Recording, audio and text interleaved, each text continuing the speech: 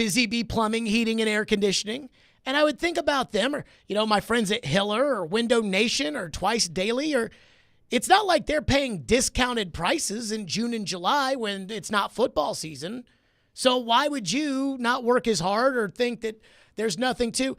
And I am so caught up in all the different moves the Predators might make. I mean, I was reading The Athletic and I'm watching TSN in Canada right now because they're talking about moves the Predators might make. And there was one that I heard today and I was like, wait a minute, what? And so let's start with that because TSN, they're all in Vegas. Also, by the way, people inside the NHL are probably going to complain about this, but as a fan, I appreciate Cup final on Monday, couple of days, everybody's in Vegas now. The awards are tonight, though nobody's going to watch the awards because, they got the debate. The awards are tonight. The draft is tomorrow. Free agency's right after it, so trades are going to be happening, and it's just like boom, boom, boom. But I love it all. I think it's incredible. But there was one name that caught my attention, and it came from none other than Pierre LeBrun, who was with his insider crew in Vegas, and they're talking about one big name and the Predators. Pierre, Steven Stamkos is one of those players where it would make sense for him to go wire to wire with one team in his career, but sometimes it just doesn't necessarily work out that way. What is the situation surrounding Steve Stamkos? Well, status quo is the official update from Steven Stamkos' people in Newport Sports. Within that, I can tell you this. I mean, Tampa is going to have to change their offer, and that still can happen between now and Monday. In the meantime, there are a number of teams that are lining up hoping they can talk to Steven Stamkos and Don Mee and his agent come Monday when the market opens. Among those teams, I'm told, is the Nashville Predators, who have serious interest in Steven Stamkos. They need an offensive upgrade for their team, and I believe that Barry Trotz, the GM, will want to be in that mix if Steven Stamkos goes to market. Obviously, Steven Stamkos would like to remain in Tampa if possible. Okay, Steven Stamkos and the Predators, and it wasn't me who said it. It wasn't some Scarbini. It was Pierre LeBrun who said it. And he's hearing the Predators and Stamkos. Now, let me say this. At first, when I heard the Pierre report, and I read about it in The Athletic, and he brought up Chandler Stevenson, who, by all accounts, is apparently a very solid player, but I've never heard of him, and we know the rules. If I've never heard of somebody, they're probably not that good. I feel like I watch just enough hockey to know all the good players and not enough to know every player, which is the perfect spot when it comes to trying to decide who's good or who's bad or whatever. But now we're talking Stamkos. Now, in 2016 or 2015 or 2018, you told me Steven Stamkos and the Predators, I would say, you got to go get Steven Stamkos. There's nothing you can do. This guy, he's the best. But it's not 2018 anymore. Just take a look at the housing market in Nashville. It is not 2018 anymore, folks. So at first, when I heard the Stamkos thing, I thought, does that really make sense? Number one, I just assumed Stamkos was going back to Tampa Bay anyway. I mean, it feels like by reacquiring Ryan McDonough, which you were a part of, it feels like Tampa Bay is going to make one last run at it. And you can't make that one last run at it without Steven Stamkos, can you? I mean, Stamkos, he's the captain of that team. So I just assumed he was going back to Tampa Bay. And they even said, I believe it was Drager, later on in that TSN discussion with Pierre, that Drager said, look, if they're going to do a deal, if Tampa's going to do a deal with Stamkos, they're going to have to up the offer because the offers they're getting, and he mentioned the Red Wings, the offers they're getting from other teams, the Stamkos camp, they're better than what Tampa Bay's offering. So, at least for now, I still think it's more likely than not that Stamkos goes back to Tampa Bay. But for now, it sounds like he's going to hit the market, and Pierre says you're in. So once I got over the initial shock of, wait a minute, Stamkos isn't going back to Tampa Bay, or that there's a chance that Stamkos doesn't go back to Tampa Bay. Once I got over that, I thought, well, is that what the Predators are looking for? The Predators are looking for centers. The Predators are looking for young guys. The Predators are looking for fast guys. The Predators are looking for, again, Martin Necas is not Steven Stamkos, but he's 25 years old. Like, that's what they're looking for. But then I thought about it. Ian, I was thinking this morning. Think away. I was thinking, Stamkos scored 40 goals last year. 40. It's pretty good. And he would be a weapon. And the Predators just don't have enough weapons, right? I mean, Forsberg obviously can put the puck in the net. But outside of that, I mean... Imagine switching Nyquist for Stamkos on the power play one. Well, so that's the other thing, too, is when I talk about weapons, Andrew Burnett is supposedly the best power play coach in the NHL. And that power play in the playoffs against Vancouver was god-awful. Let's put Steven Stamkos on that power play unit, and I bet you they don't go 2 for 25 or whatever it was. And then Stamkos absolutely checks the Barry Trotz box of serial winning. He is the captain of a 2-time cup winner. I think they've been to 4 cups since he's been there. And then, even though it does feel like Steven Stamkos is an old pawpaw, he is actually younger than me. Not to say that I'm young anymore. I'm getting older by the day. But I'm also not Floyd, right? Like, I'm 34. Now, that's still old by athlete standards, but 33, like, you can still play sports at 33. I would have killed for Stamkos in 2016. I would have killed for Stamkos in 2017. Just like I would have killed for Patrick Kane, who you can have and who's no longer as good. I get it. But Stamkos did score 40 goals last year. And I keep thinking back to Ryan O'Reilly. The Predators signed Ryan O'Reilly to a 4-year contract last year. And when they did, Twitter was like, he's old. 4 years, he's old. They just want him because he won the cup in the Conn Smythe, and that's why. And you can't tell me that Ryan O'Reilly wasn't worth every single penny that they paid him last year. He makes $4.5 million. You cannot tell me that he was not worth every single penny. So I think about adding Stamkos, and I'm like, yes, it's not the same Stamkos. It's not making a trade right now for David Pastrnak or Austin Matthews, which it would have been 6 years ago. But it's sure a lot better than hoping that one of these young guys like Tomasino finally takes his head out of his ass and learns how to play hockey. I mean, I'm telling you right now, Stamkos plays 75 games next year, he's going to score 35 goals. And we know that.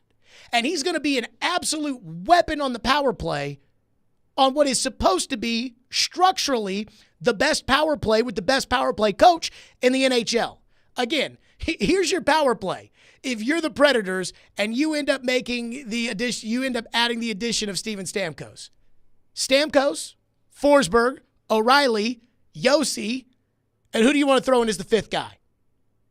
See, I don't like when they put one defenseman out there, so I'd put a defenseman out there. You like 2 defensemen on the power play? I do. I don't think the Predators control the puck enough to always have one defenseman out there, but just put Nyquist out there right now for argument's sake.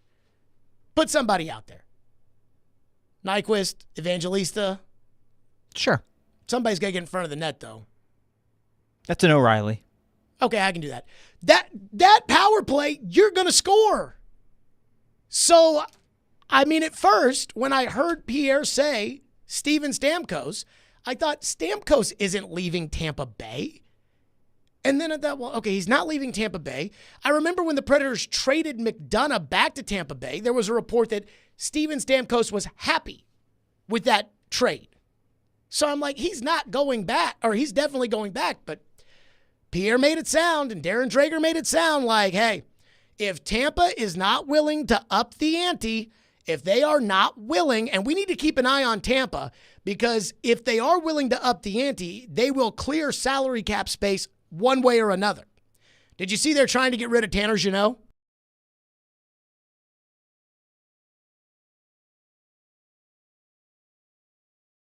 Again, just where we sit right now, there's no guarantee that Stamkos doesn't get to the market.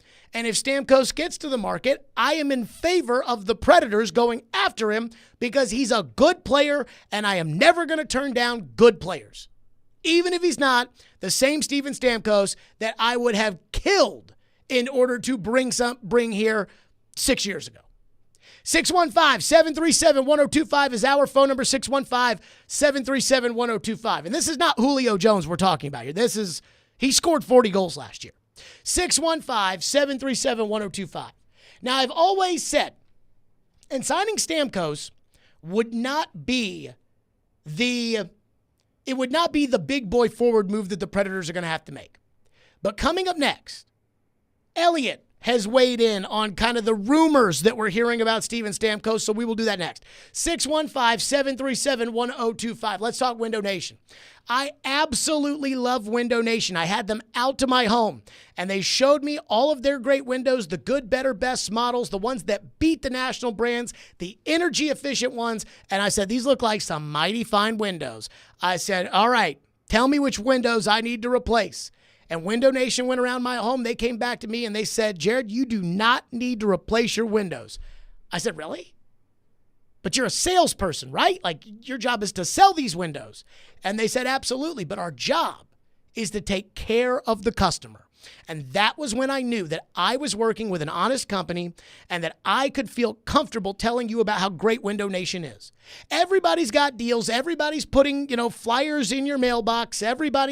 But the only one I can tell you that I know that I trust is Window Nation. And right now, until June 30th, and we're getting close to June 30th, believe it or not, take advantage of the semi-annual sale. Get 50% off all windows along with no interest for 5 years. Plus, a bonus 10% savings when you schedule an estimate.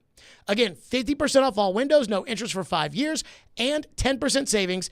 866-90-NATION, windownation.com. Again, that's 866-90-NATION, windownation.com.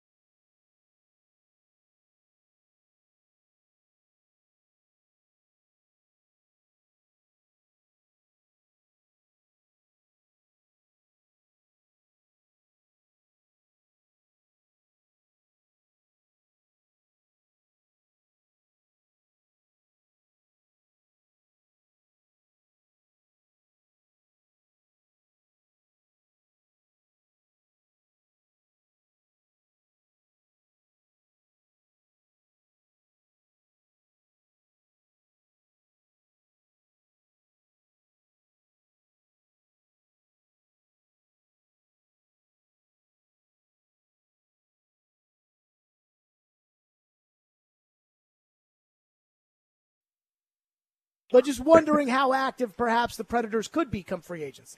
Well, I think I made the calls. I'm hoping that we can be, modestly active, being very specific. And, obviously with moving Ryan McDonagh to Tampa, we have a hole on the back end that we would like to fill. And I'm probably looking to, add another piece there. And then I'd like to delve into adding one piece maybe in front. But, depending on what you determine as a lot of money, I think there's a lot of money in free agency. And like a boss that I used to work for, Lou Lamoriello, used to say, always too many years and too much money, but that's part of the free agency. That was Barry Trotz on our program earlier this week saying, hey, we're going to be active in free agency. And when we moved Ryan McDonagh, we knew we were going to have to fill that hole on the back end. And when we want to fill a hole on the front end, that's what Barry said. Forget about all the other stuff. The thing about a Barry Trotz answer, and I think I would know something about this since we talk to him every week. The thing about a Barry Trotz answer. Connor, you're not going to wave goodbye? I mean, what are we doing? It's okay. Guy just leaves. Busy. Doesn't even wave goodbye. You're on the air. I know, but I still would have appreciated a wave goodbye. Just saying. I mean, what happened? The kids today. I just tell you, it's just, no respect for their elders. Common courtesy. I mean, it's sitting here talking about Steven Stamkos is my age like that's a young thing, and it's whatever. Anywho, I was actually thinking about this.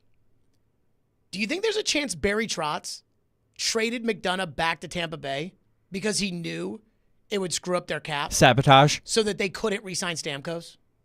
Or do you think that the reason why Barry Trotz is telling Pierre that they're interested in Stamkos is because he actually wants somebody else on Tampa Bay, but he knows that Tampa Bay is going to have to clear cap space? So say there's some minor player on Tampa Bay that's like a solid player but not a great player. Well, you know who Elliott brought up. Well, should we just play the Elliott cut?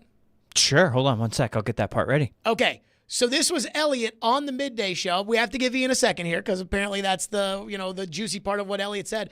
This was Elliott on the midday show today talking about the Stamkos and the Preds rumors. Well, I think that Tanner Jeannot is someone who could be moved. I think that one's kind of been brewing for a little bit of time. I've heard his name out there, and that's a name that you guys know very well, obviously. So I think that he is a player on the market. Bless this you, is the Stamkos thing. Adam, I tend to think about it the same way you do. If you go back, first of all, you're right. I think that Stamkos has been disappointed that, if you take a look at some of their key players, Kucherov, Vasilevsky, Hedman, they've always gotten their Braden Point. They've always gotten their situations done ahead of time. Stamkos has always had to wait. Like if you go back to the last time he signed his 8-year contract, he decided to sign it or like just days before free agency, and they didn't budge. They offered him 8 times 8.5, and they never budged. But Steve Eisman was the GM at the time. He never budged, and finally Stamkos said, yes, I'll take it. Now, I think that Tampa has offers on the table. I've heard wildly different reports as to what they are, so I'm not 100% sure. I think at this point in time, obviously, Stamkos is unsatisfied what's out there, but they're definitely it now. And the one thing I believe that's 100% true, Adam, is that teams want to talk to him. I think that you guys want to talk to him. I think that Detroit wants to talk to him. If Vegas can't sign Jonathan Marchessault, I think that he would be the kind of guy that Vegas might want to talk to. But I think the sense everybody has is he really going to get the free agency? Because of what happened last time, and he just said, okay, I'll take what Tampa wanted, everybody needs to kind of be convinced here or to see here that the same thing won't happen again this time. Okay, so again, I think that the favorite in the clubhouse is that Stamkos remains in Tampa Bay. Thank you for waving goodbye, Connor. So I think that the leader in the clubhouse here is that Stamkos remains in Tampa Bay. That's fine. I'm just saying if Stamkos gets to free agency. So take out 90% of what Elliott just said. And it's like if he gets out into free agency, I absolutely think it's a viable option. Now, back to the idea of Barry Trotz telling people that we're interested in Steven Stamkos. I think there are two reasons behind this. The first could be the idea that there is somebody that Tampa Bay has that you covet, that you know that if they re-sign Stamkos, they're going to have to move. And Ian brought up Tanner Jeannot. And it's funny because I actually put in the notes that there are some players on the Athletics trade board, their Hot 25 trade board, that are names that I would actually be interested in signing, knowing that those teams are just looking to get rid of those contracts and saying, you know what, this guy can fit a need. The one that pops out to me is Jacob Trouba in New York. They want to move him. He's $8 million for the next 2 years as a defenseman. And it's like, okay, well, what would it take? I hear people talk about Tyler Myers or Nikita Zadorov or Brent Pesce, these defensemen that are going to be out on the market. And I am saying to myself, would I rather give Nikita Zadorov $7 million for 5 years or pay Jacob Trouba $8 million for 2 years? I think I'd rather give Jacob Trouba $8 million for 2 years, and when it comes to the Rangers, maybe they'll even retain some salary. But if they're just looking to dump him, then I can take a Cody Glass, who I don't even want anymore, and I can just give them Cody Glass, and then they can waive him and be done with it, but they're getting the Trouba cap hit off the books. That right there, I absolutely, again, I'm committing to it for 2 years. That's it. Whereas, again, Zadorov and Pesce and Brady Shea and those guys, you're looking at 5 or 6 years if you want to bring them in on defense. And I listed Jeannot as a guy that I wouldn't mind bringing Jeannot in here in a bottom 6 role at $2.6 million for 1 year. Now you're going to have to attach another pick back and keep taking Tampa's picks in order to, when it comes to Jeannot. Boy, who could have seen that one coming? And Jeannot wanted Tom Wilson money. He was coming up on a deal. The Predators wanted to extend him. He wanted Tom Wilson money. But anywho, again, it sounded like Elliott was kind of raining on the parade a little bit because the teams that Elliott has talked to have said, hey, it came down to the wire with Stamkos last time, and he re-signed in Tampa, so I think it's going to come down to the wire for him to re-sign this time. But the question has to be, what is the offer that Tampa is making him? There's two things here. What's the offer Tampa's making him? Because if Tampa's saying, hey, we can pay you $6 million. Jim Wyatt said to me at the Super Bowl, we were chatting about Derrick Henry returning to the Titans. And Jim Wyatt says, and again, Jim Wyatt's been covering football for 30 years? And he said to me, he goes, I have seen guys. He wasn't talking about, what Derrick would do or wouldn't do, but was just talking about his experience covering the NFL. And he said, I have seen guys that are on a team that get offered less money and they will not return to that team because of, hey, in this locker room, I'm a $10 million guy. And so if you're offering this guy $6 million, it's like, well, that's an embarrassment to me. Now I'll go to another locker room and I'll get $6 million over there, but I'm not coming back to this locker room to make $6 million.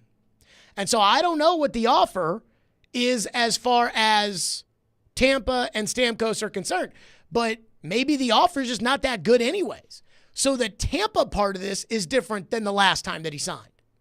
And the second part could be when Stamkos re-signed last time in Tampa, he was the centerpiece of a really, really good team that was a true cup contender that looked like they could reel off 2 or 3 cups. And they did. I don't view Tampa the same way anymore. I think Tampa's got one more crack at it, and that's if they bring Stamkos back next year, and that's why they brought Ryan McDonagh back. But, they're not on the same level as the Rangers, the Bruins, the Panthers. I do not think they're on the same level. And if Toronto gets their heads out of their asses, I don't think Tampa's on the same level as Toronto. So it's a different spot that Stamkos is in. Now, those are all decisions he has to make. And again, supposedly he does want to return there. But I just keep thinking about adding Stamkos to this team. And I just keep thinking about 40 goals last year and Andrew Burnett's power play and Barry Trotz and his serial winners. And I'm like, I think there's something to this. 615-737-1025 is our phone number if you want to weigh in. That's 615-737-1025 here on our program. Coming up next, I do wonder that, Barry Trotz did talk about something that he wants to do. And so, again, he's told us he's going to be active in free agency. He says he wants to add something up front and something on the back end to replace McDonough. But there was another thing he said on our show that I am keeping in mind, but I'm not exactly sure what it means. We'll get to that coming up next, and your phones. 615-737-1025 here on Stillman and Company. I keep wanting to say, like, here on a Fireball Hot Take Friday or whatever, and it's not Fireball Hot Take Friday. Felt like Friday to me all day. I want to say it, but it's not a Fireball Hot Take Friday. 615-737-1025, Stillman and Company, 1025, 106 for the game.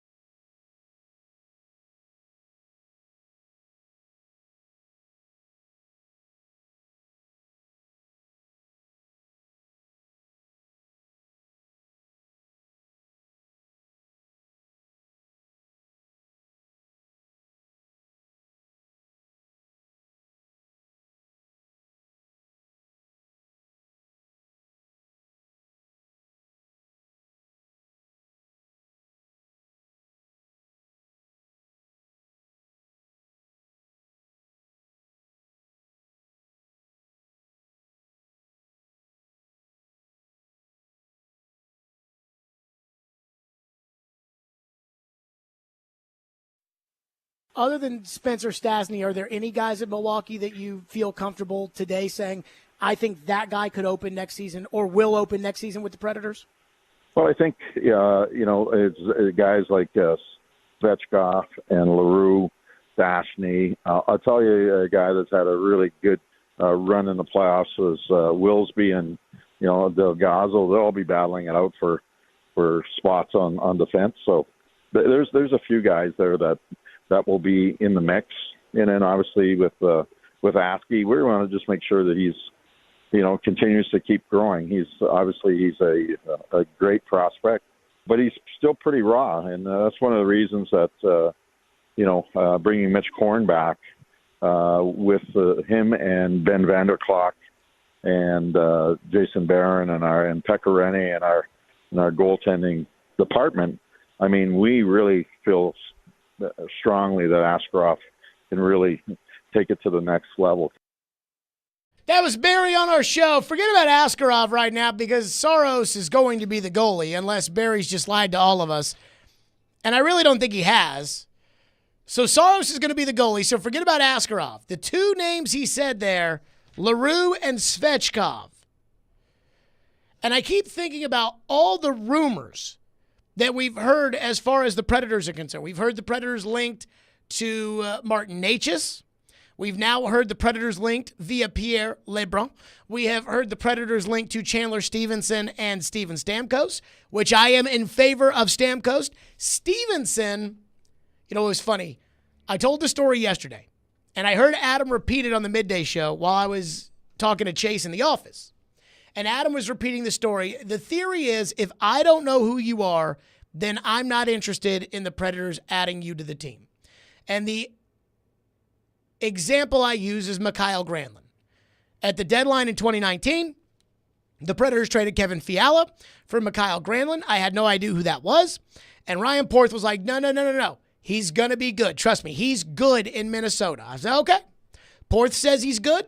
Porth knows more about the NHL than I do. Porth must be right. And I don't want to relive the Granlund era, but outside of a nice little stretch there in 2021, Granlund kind of sucked. And ever since then, I've decided if I don't know who you are, I'm not interested. I knew who PK Subban was when the Predators acquired him. I did not know who Kyle Turris was. So I'm not interested. If I don't know who you are, I'm not interested. And as Adam was talking about that, Adam and Willie were talking about the Jared Stillman smell test. And Chase and I were in the office listening to it, but talking amongst ourselves. Chase looked at me. Ian, I kid you not. Chase looked at me and he said, "You're going to like Chandler Stevenson." And I said, okay, Porth. Okay. I said, okay, Porth. I've heard that one before. No. I don't want scouting reports on players anymore. I know who's good. I know who's not. I watch enough hockey to know who the good players are, but not enough hockey to know every player. And I think that's just the right amount to be educated on this. It's like Goldilocks, right? You know, the mama bear bed was too soft, and the papa bear bed was too hard, but baby bear's bed was just right. And I feel like when it comes to me in the NHL, the amount that I know is just right. It's just enough that I feel more educated than probably 95% of America on this because I watch all the games, all the Predators games, and yet my head is so not far up my ass because I'm sitting here telling you that, oh no, this guy, trust me, this third liner in Anaheim, he's good, Jared. I'm not doing that.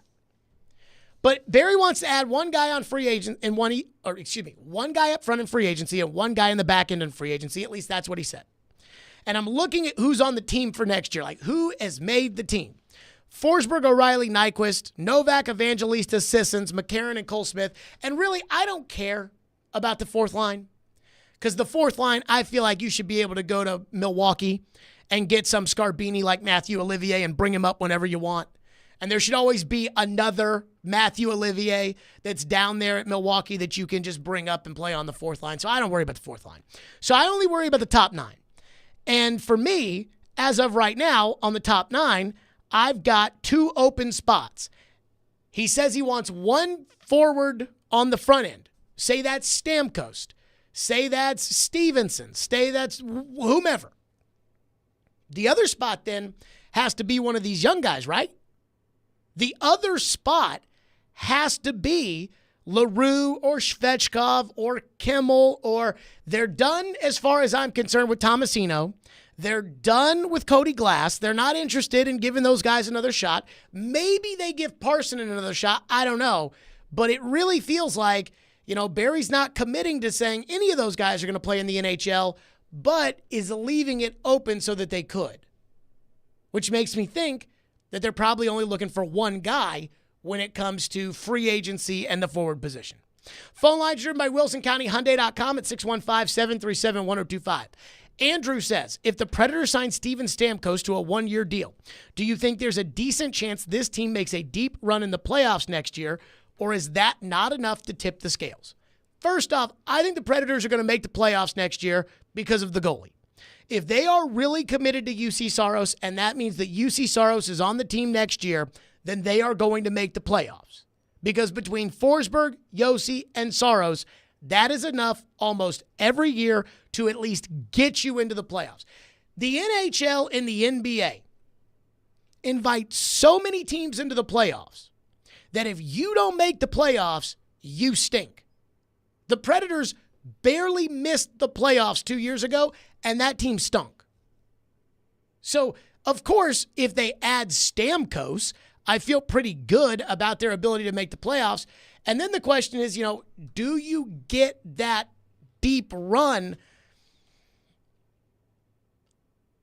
It's probably a little bit more dependent than just adding one player. That's why I don't really get excited and do the whole rental thing, because I think it's always more than just about one player. Were there any trade deadline rentals on the Florida Panthers this year? Off the top of your head? I'm sorry? Were there any trade deadline rentals on the Florida Panthers? Tarasenko? Okay. I think they made that move for the move for Tarasenko. But he didn't really do anything, did he? I don't remember him scoring or making a Not difference. so much in the cup final, but he had a few big goals during the playoffs, especially on the power play. Vingan hates my Jacob Trouba idea. Uh-oh, what happened? Well, he just sent me a Jacob Trouba and then with the throwing up emoji. He must not pass the analytic test. Here's what I'll say. Again, I know who Jacob Trouba is. Here's what I'll say. And we were talking about this during the break when it came to Stamkos. If you give Stamkos a 3-year deal at $6 million or $7 million a year, if you give Stamkos a 3-year deal, what's the worst that could happen? It's when you give a guy a 7-year deal, like Matt Duchene, that you run into some real problems. Well, if you want to go sign the top defenseman on the market, if you want to sign Brent Pesce, or you want to sign Nikita Zadorov, or you want to sign Tyler Myers, or you want to sign Brady Shea, those guys are going to want 5, 6, 7 years. Jacob Trouba has 2 years left on the deal. So if you trade something you don't want anymore, like they traded Afanasiev the other day, who they don't want him anymore. If you trade somebody you don't want, Cody Glass, Tomasino, one of those guys, just kind of give them a biscuit, which is basically what you're doing in order to get Jacob Trouba, then you've got a legitimate NHL defenseman. Yes, he's high priced at $8 million a year, but you're getting him for 2 years. You're not getting him for 7 years, where you have to hope that Nikita Zadorov plays the exact same way he played in the playoffs this year, which is not very likely. And I'd rather go the short-term route when it comes to older dudes. I don't know why Vingan hates Trouba so much. I think Trouba's pretty good. And New York's trying to get rid of him. He's had his time. Until he's a little bit past his prime. He's a bigger guy. He's not overly mobile. And he takes I don't know if, don't want to say dirty, but he takes some questionable hits, suspended. Didn't Trouba light somebody up when he was in Winnipeg? He lit somebody on the Predators up, and it was a big deal. Yeah, maybe. I know it was Cogliano who roughed up Calle Yarncroke, but I think Trouba... And he's had a couple of hits like that with the Rangers, too. That's okay. I mean, again, I'm just looking at it from are you better off paying Trouba $8 million, or are you better off going out and signing Brady Shea for 6 years? And are you really in the position where you want to sign free agents for 6 years? I mean, it's bad enough that you can't move yourself off the Forsberg contract because David Poile waited until the very last second to sign him, and so he had to give him everything he wanted. And I'm not saying I want to move off of Forsberg, but I'd like the ability to move off of Forsberg. There's all these rumors that Leon Draisaitl might not be happy in Edmonton, or that Edmonton may not be able to give Leon Draisaitl what they want. And I have no idea what's going to happen. I just assume that Edmonton will do whatever it takes, minus giving ownership of the franchise to McDavid and Draisaitl to keep them. I mean, they fired their general manager today. I guess Game 7 of the Cup Final's not good enough, Ian. Do better. Got to win it. Do better, Kenny Holland. They fired their GM today, and their president, who's going to take over, was Connor McDavid's agent. That is how desperate Edmonton is in order to acquiesce to McDavid, and I would assume by proxy Draisaitl. But there's a lot of chatter amongst the Canadian press that Draisaitl might be available. Well, if Philip Forsberg didn't have a no move, then that would be where a Leon Draisaitl discussion would start. Instead, because Forsberg's never going to waive his no move in order to go to Edmonton, you have no shot of acquiring a Leon Draisaitl. So I just don't like, even though I'm fine with the Forsberg contract as is, and I think he'll age okay into it, and I think he plays hard and is made of the right stuff and is the right guy. I don't want to trade Forsberg. I'm just saying I don't want to tie myself down. Tying yourself down to Johansson and Duchesne and those kind of crap bums is what got you into the problems you're in the first place. And I just don't want to do that anymore. And so I'd rather take a defenseman with 2 years of term left as opposed to give somebody 5, 6, or 7 years when, again, none of these guys are Cale Makar. 615-737-1025 is our phone number, 615-737-1025. Boy, I tell you, a lot of people were mad. Yes, a lot of Tennessee fans, the Tennessee Volunteer Persecution Complex. Boy, they were mad last night. We'll get to that next. Stillman and Company, 102.5, 106.3 The Game.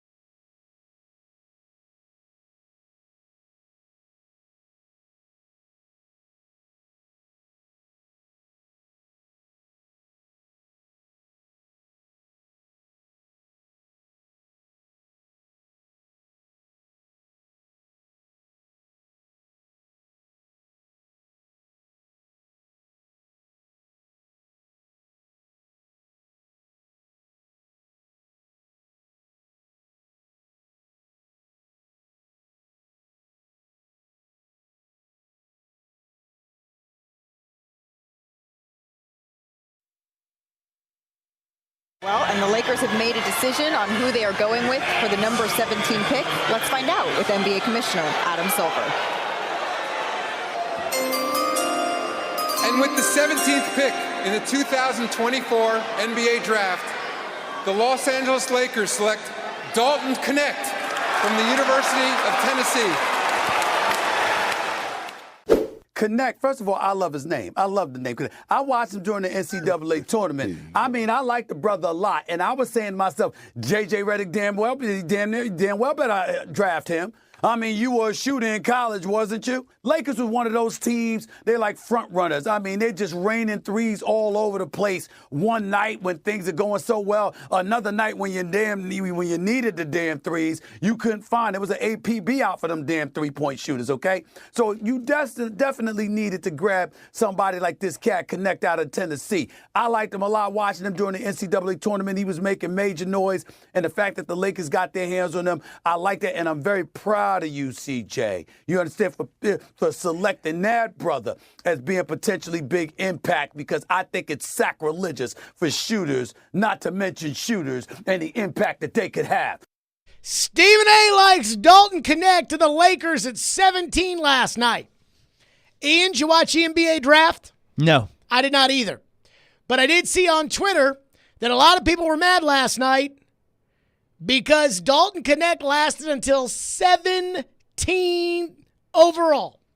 First of all, let me say this. I think that the NBA draft is so overrated. I heard Joe talking today about how, man, I used to sit down around the TV to watch the NBA draft, and I actually used to do the same thing. But because college basketball outside of the tournament is kind of boring and nobody cares about it anymore, I think most of us don't really care that much about the NBA draft. But I was surprised because on one hand, I have mixed feelings about Dalton Knecht going 17th to the Lakers. On one hand, we were told by all the NBA gurus out there that this draft was quote-unquote horrible. That, maybe in the second round it'll be an okay draft like every other second round. But as far as top talent, this is one of the worst drafts they can remember. Now, the 2013 draft had that same reputation, and that draft produced Giannis Antetokounmpo 15th overall. So who knows, maybe Dalton Knecht's that guy. But I was shocked, that in what was supposed to be such a bad NBA draft, that Dalton Knecht, who was probably the best or second best player in college basketball, went with the 17th pick.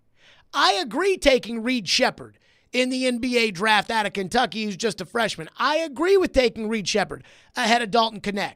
But Reed Sheppard went 3rd, and Dalton Knecht went 17th. And yet, on the other hand, I don't actually think Dalton Knecht's going to be a good NBA player. Like, I don't think Dalton Knecht is going to get much better than he is right now.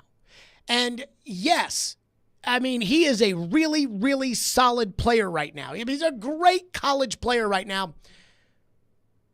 But the 6'7" kind of point forward winger that does it all, like that kind of thing, which is what Knecht is, usually doesn't translate well to the NBA.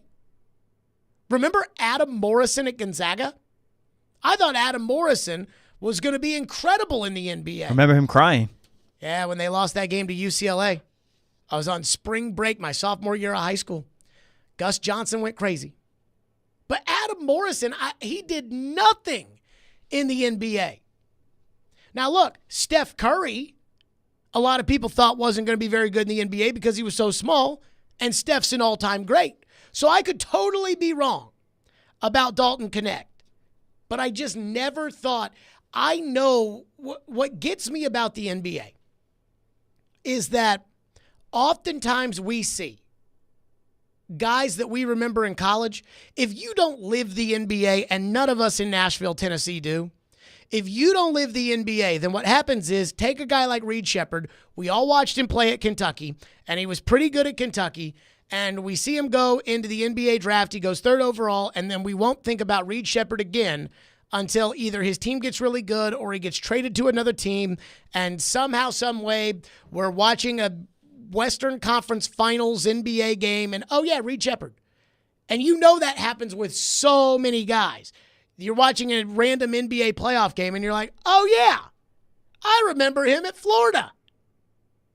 That's going to be Reed Sheppard. That's what we do. The one thing that we don't do a very good job of as college basketball fans that don't really care about the NBA is we don't leave open for the possibility that the whole key to this is which guy gets better. Which one of these guys gets a lot better as they develop, as they get older, as they get stronger, as they fill out, all those things. I can promise you, Giannis, again, who went 15th in a draft that Anthony Bennett went first, Giannis was not the Giannis Antetokounmpo who was a top 3 NBA player for a 5-year period. He was not that guy going into the 2013 draft. But given the frame that Antetokounmpo has, the athleticism that the Greek Freak has, given all of that, there is some projectability there that, oh, well, he can become this. That's what I see that Dalton Knecht doesn't have. And so I thought Dalton Knecht was going to go like 4th overall. And I have no idea how good these foreign players are. And some of these guys I don't even really remember that were playing college or weren't playing college. I can't tell you about Dalton Knecht, how he compares to these other guys because I didn't really watch them play much. But at the same time, some of these guys are 19 and have room to grow and they can project out. And I don't think that Knecht's going to get much better than he already is. And I think what he is right now is probably a role player in the NBA. And role players go about 17th. Now, I will tell you this. I do not think Zach Edey, who went 9th to Memphis, I do not think he will be a good NBA player. Those large stiffs in the paint, in 1987, that's a good pick. In 2024, that's not a good pick.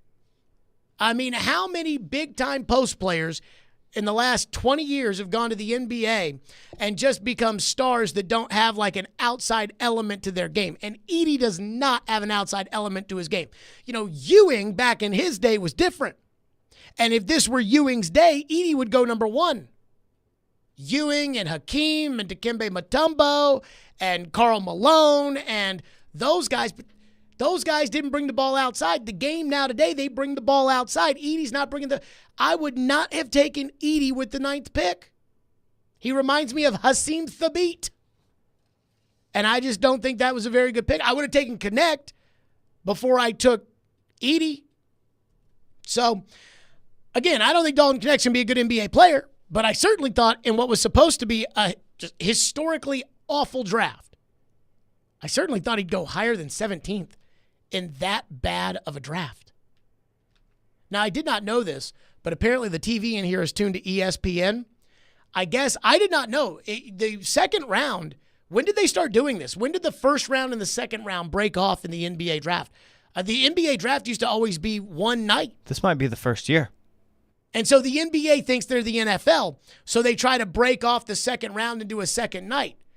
I don't think that's a very good idea, but at least in this case, the one thing that does make sense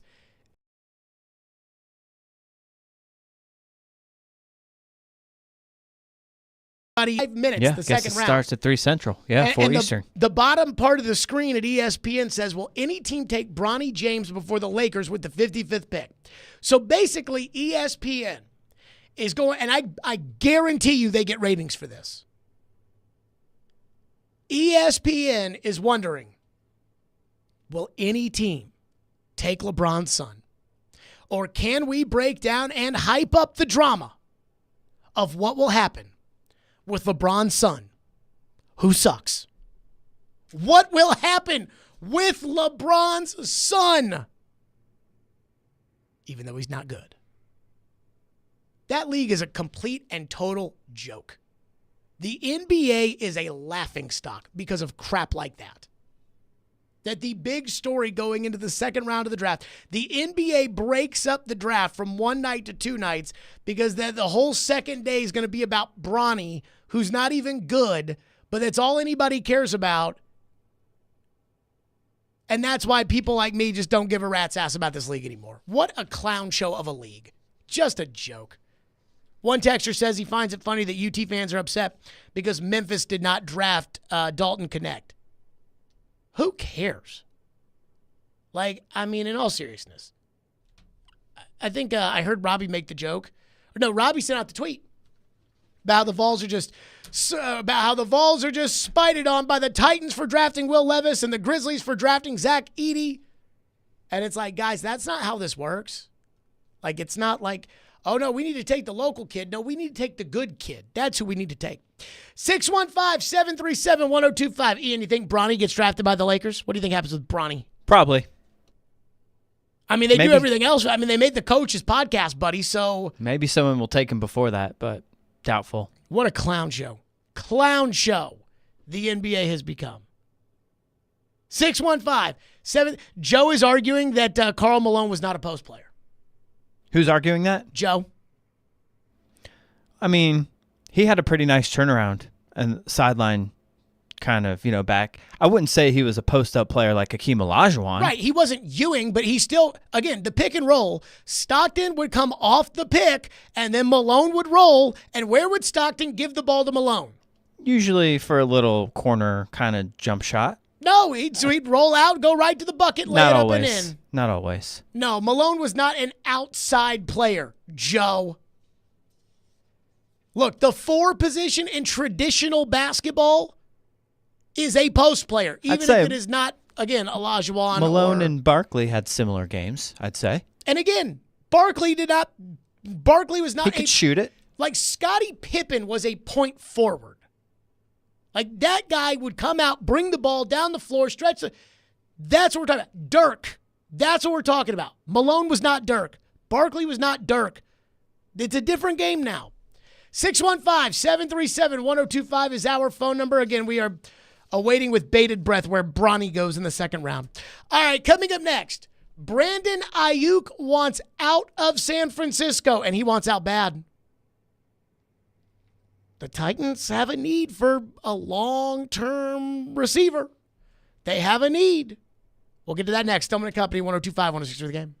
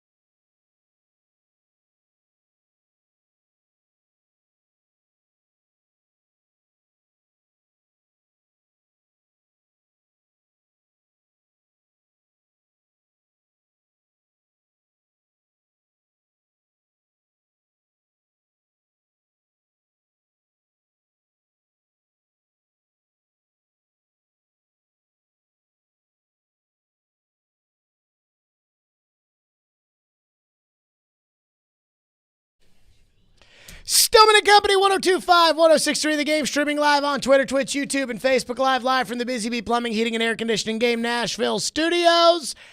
So this has been kind of a developing story for a while, including on draft night. Brandon Aiyuk wants out of San Francisco, or he wants a new deal. One or the other. When a guy wants out, it's either because a guy wants a new contract and they've told him we're not going to give you a new contract, or it's because a guy hates the coach. It's one or the other. Very rarely is it a Ryan McDonough situation where the guy just wants to go back with his family to the city that he played in before. Aiyuk wants out, and he's going all A.J. Brown right now, trying to get his way. And the truth is, the way he's approaching this, and that video he did with Jaden Daniels last week was no accident. Aiyuk wants his new contract today, or he wants to be traded. But former NFL general manager Randy Mueller wrote in The Athletic, he's not going anywhere and will ultimately get his deal. But Randy Mueller says after San Francisco drafted Ricky Pearsall out of Florida in the first round, that maybe another San Francisco wide receiver could be on the block. Mueller writes at The Athletic, quote, they have Deebo Samuel under contract at $23.8 million a year and doubled down by drafting Florida's Ricky Pearsall in the first round. Pearsall's security in San Francisco is clear, but Samuel, not so much. In the 49ers offensive hierarchy, his playmaking skills with the ball are second only to running back Christian McCaffrey. But as a receiver, talking about Deebo Samuel, he might be their third or fourth best option in 2024, depending on whom you ask. Mueller goes on to write, ultimately, I expect Aiyuk would sign for around $30 to $32 million annually, with about $50 million fully guaranteed. And you said he wasn't worth $28 million. Ha, ha, ha. Mueller continues, that would give him something to hang his hat on. The question then becomes, do the 49ers value him that much more than their other options? Even if it's a bit more than what they had budgeted. Mueller says, I think a deal will get done before camp starts when time is of the essence. Then Aiyuk can make sure to put St. Brown in with the Detroit Lions. That they can put him down on his holiday card list and the 49ers can move on to their next problem. What to do with Deebo Samuel? Maybe even before the season starts. Remember, it's all about options. So what Randy Mueller writes is you can't have Brandon Aiyuk, who I'd rather have than Deebo Samuel if I were the Titans, but you might be able to get Deebo Samuel. So now let's turn our attention. At first, we were talking about Brandon Aiyuk, because it's Brandon Aiyuk who's unhappy. It's Brandon Aiyuk who's doing a new contract. It's Brandon Aiyuk who's doing the video with Jaden Daniels. But this GM is telling you that deal will get done. That deal will get done soon enough, probably around the start of camp. It'll be $30 million a year. It'll get done. Don't worry about that. But once they make that deal, then they may look to move Deebo Samuel, which takes us to the Titans. Would it be worth it to try to work out a trade for Deebo Samuel? Remember, if they sign Brandon Aiyuk after drafting Ricky Pearsall and they tell themselves, we're going to have to move somebody and it's probably going to be Deebo, it does make sense that they would want to move Deebo because they know in San Francisco that Brock Purdy next season is going to be worth about $56 million a year. This year, he's $975,000. Next year, he's $56 million, unless something goes horribly wrong. So I know that the cap's fake, but the money is not. And nobody has infinity dollars. So would it be worth it for the Titans to call up on Deebo Samuel? The Titans have signed Calvin Ridley, and they've signed Tyler Boyd, but only Ridley is under contract for next year. DeAndre Hopkins is not, and neither is Tyler Boyd. Deebo will be 28 this year, and I think there was some Titans social media chatter that Rand Carthon was the one that bridged the gap between San Francisco and Debo when Debo went all A.J. Brown on them and they didn't acquiesce to Debo. They said, no, we're going to get a deal done. We're not going to trade Debo. And Debo wanted a trade, and Debo was bitching, and Debo was everything. And they said, no, we're going to get a deal done with Debo. And there is some Titans social media chatter, which doesn't mean that I have any idea if this is true or not. Because, again, when it comes to Titans social media chatter, everything Rand Carthon does is good, and everything the 49ers did successfully was because of Rand Carthon. But there was some commentary that when Debo was unhappy with the 49ers, that it was Rand Carthon that brought him back to the table. Again, I don't necessarily believe that because at the end of the day, Tory Dandy's an agent, and Tory Dandy's a pretty good agent, and Tory Dandy is not going to cut off his own communication with the team. And if John Lynch is calling Tory Dandy's cell phone, Tory Dandy's going to take it. And when they offer all the money that they offered Debo Samuel, they got to go over the deal. But again, if Rand was the one who bridged the gap, then that would mean that, hey, they might have a good relationship. And remember, isn't that the biggest thing about Rand? He's got the best relationships. Well, here's what I know about Debo Samuel. Debo Samuel is a dog. And you get better by adding good players like Debo Samuel. So if it really is a money thing, and if it really is San Francisco's going to pay Brandon Aiyuk no matter what, and once they pay Aiyuk, and then they have to pay Purdy, they could be looking to get out from under the Debo Samuel contract. What they would want in return for Debo, I assume, would be a lot less than it would be if somebody were to pick up the phone and call him and say, hey, we'd like to trade for Debo Samuel. I mean, they can't get rid of Nick Bosa because they don't have a second Nick Bosa. They can't get rid of Fred Warner because they don't have a second Fred Warner. They can't get rid of Trent Williams or George Kittle because they don't have another Trent Williams. But Aiyuk is a better receiver than Debo Samuel right now, and they just drafted a receiver in the first round. I could see it. Again, I'm not sitting here banging the table saying the Titans need Debo Samuel, but I am saying that at some point they are going to have to get a wide receiver who is not 37 years old. And Debo is 28. And that's a guy who could be here for the next 3 years that could grow with Levis. Again, just a thought. I am not starting anything. I am not demanding it. I am not saying they should do it.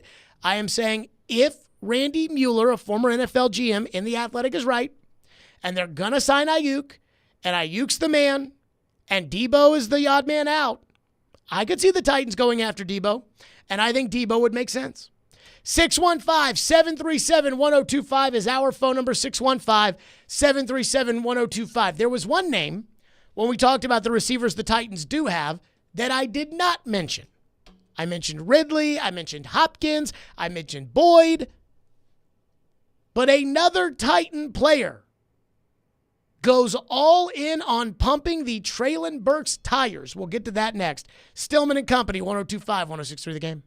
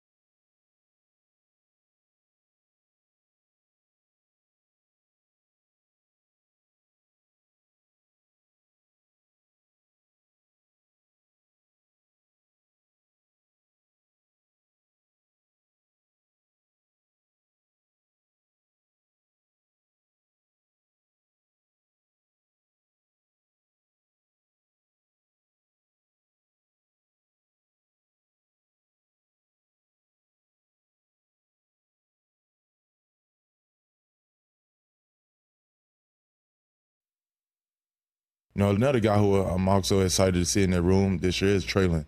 He's been having like that up and down, you know, with the injuries. Treylon Burks. And a lot of guys, a lot of people count him out. And, from as far as I'm watching OTAs and I'm watching minicamp, this is going to be one of his years. And I think it's just having guys like Coach Callahan and around him and his new offense. And now you got another veteran like Tyler Boyd with D-Hop that could kind of help him and Kevin just to help him mold a little bit better, especially as a young player.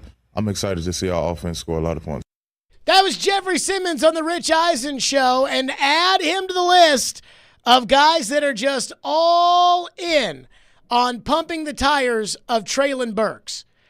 And I'm starting to really have a hard time understanding this Treylon Burks thing. Like, I know that Treylon Burks is a former first-round pick, and not only is he a former first-round pick, but he wasn't taken 26th overall. He was the guy that was brought in, whether it's fair or foul, he was the guy who was brought in to replace A.J. Brown, and he has failed miserably when it comes to replacing A.J. Brown. And yet it's wild to me how many people are talking about Treylon Burks all the time. That answer on the Rich Eisen Show was actually a question about Levis.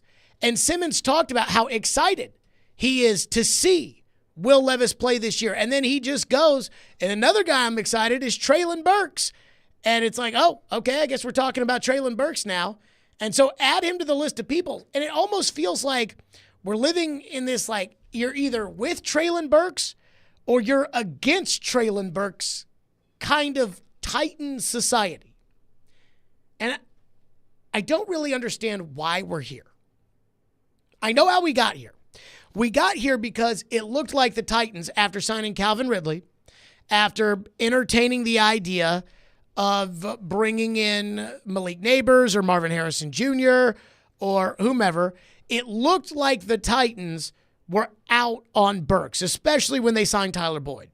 But then Brian Callahan got up there and was like, we have big plans for Treylon Burks. Do those plans include going on Will Levis's Cabo trip? No, they do not. But we have big plans for Burks. And then all of a sudden, I hear D-Mace on the midday show start saying, they got to get Burks the ball early in these games. I'm like, what? No, they do not need to draw up plays for Burks. On one hand, Brian Callahan is telling us he's going to have a big role. And then 2 weeks later is saying, yeah, if he wants to be on the team, he's got to play special teams. Reality is much, I think it's crystal clear as compared to kind of this Titan fandom war about Burks. Some people think Burks is a complete and total bust and you should cut him no matter what, which I don't agree with. Because again, Treylon Burks is due $8 million, and that $8 million over the next 2 years is fully guaranteed. So why would you cut him? And when it comes to the fourth receiver spot, who's better than Burks? But on the other hand, Treylon Burks has not been good in the NFL. He had 16 catches last year. 16. That's not good. And yet, every time somebody that wears a Titan logo gets in front of a microphone, they just start wailing about how great Treylon Burks is going to be this year, whether it's the coach, whether it's the wide receivers coach, whether it's the offensive coordinator, whether it's the other receivers, whether it's Jeffrey Simmons. And it's like, how can you expect that to happen when Treylon Burks has never shown you that he's capable of doing that? So I just look at Burks for what he is. He is a backup who, if he has to play, he has to play. And with any backup that goes in there, whether it's Cedric Gray or whether it's whomever, Trey Avery, or there's a hope that when the backup goes in there that he can do the job. In the case of Burks, there's a talent level that doesn't exist with a Trey Avery. But just the expectation that Burks is going to be good, I don't have to have that. And quite frankly, I shouldn't have that. Because in 2 years of being a Tennessee Titan, he hasn't done anything to warrant that. But what happens is a guy like Jeffrey Simmons says that, add that with what Brian Callahan said, add that with what Nick Holtz has said, add that with what Calvin Ridley has said, add that to all just the positivity around Treylon Burks, and then you get this kind of angst amongst Titan fans of one side says, stop telling me how great Burks is. Everybody else has done that for 2 years, and for 2 years, he hasn't done anything. And the other side of it is, Treylon Burks deserves a chance. It's not fair that he caught 16 passes last year. And we don't need that. We don't need a Treylon Burks kind of civil war. He is what he is. If you can get something better for him, trade him. If you can't, leave him on the team. And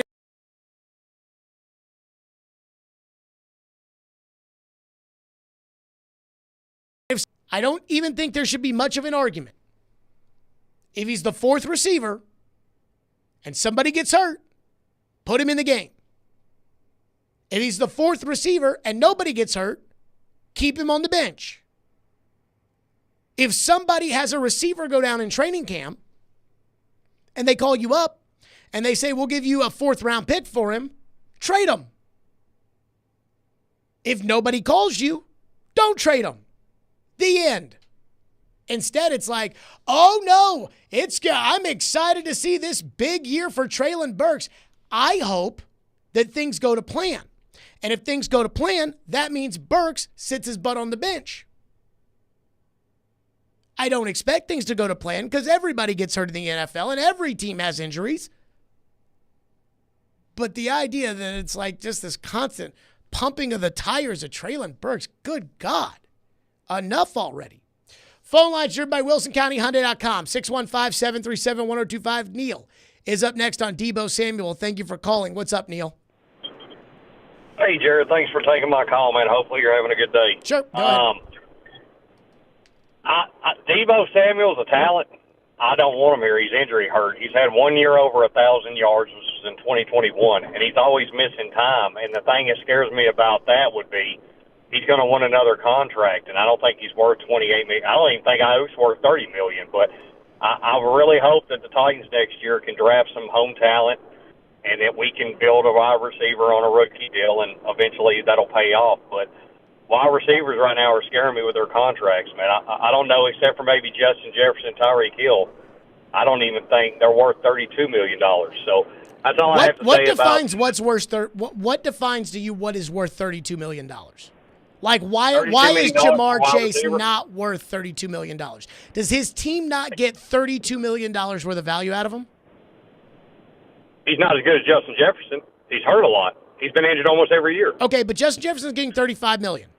I'm talking about $32 million. That's less. What they're doing is just because one guy gets paid a fat load of money doesn't mean the next guy should get it. I mean, what's eventually going to happen is, you're going to be blowing water over bums. They're going to be spending $30 million on people that get you 500 yards a season. So what would you rather do, give the money back to the owners? Because the money's not going to charity. Like, if they don't spend $30 million, if they get Jamar Chase to sign for $25 million, which will never happen. But if they were to do that, that money's not going to charity. That money's not going to feed the poor. That money just goes back to the owner. So you'd rather the owner have the money than Jamar Chase have it. If it goes to the owner, it goes to the owner. What I'm saying is, like, I feel like the owner should be rich. The salary cap could be manipulated. I understand that.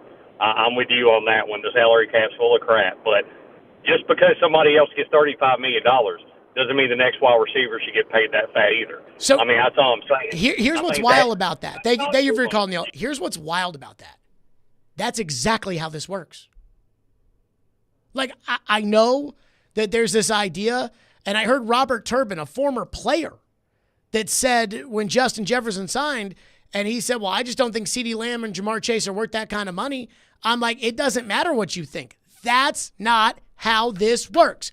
How this works is the next guy at the top of the league signs a contract that is then the richest contract at that position. That's how it works. That's how it works at left tackle. That's how it works at left guard. That's how it works at wide receiver. That's how it works at pass rusher. That's how it works at quarterback. The problem with the Dallas Cowboys is the Dallas Cowboys are in a spot where they're going to have to pay the next guy contract to a quarterback, a receiver, and a pass rusher.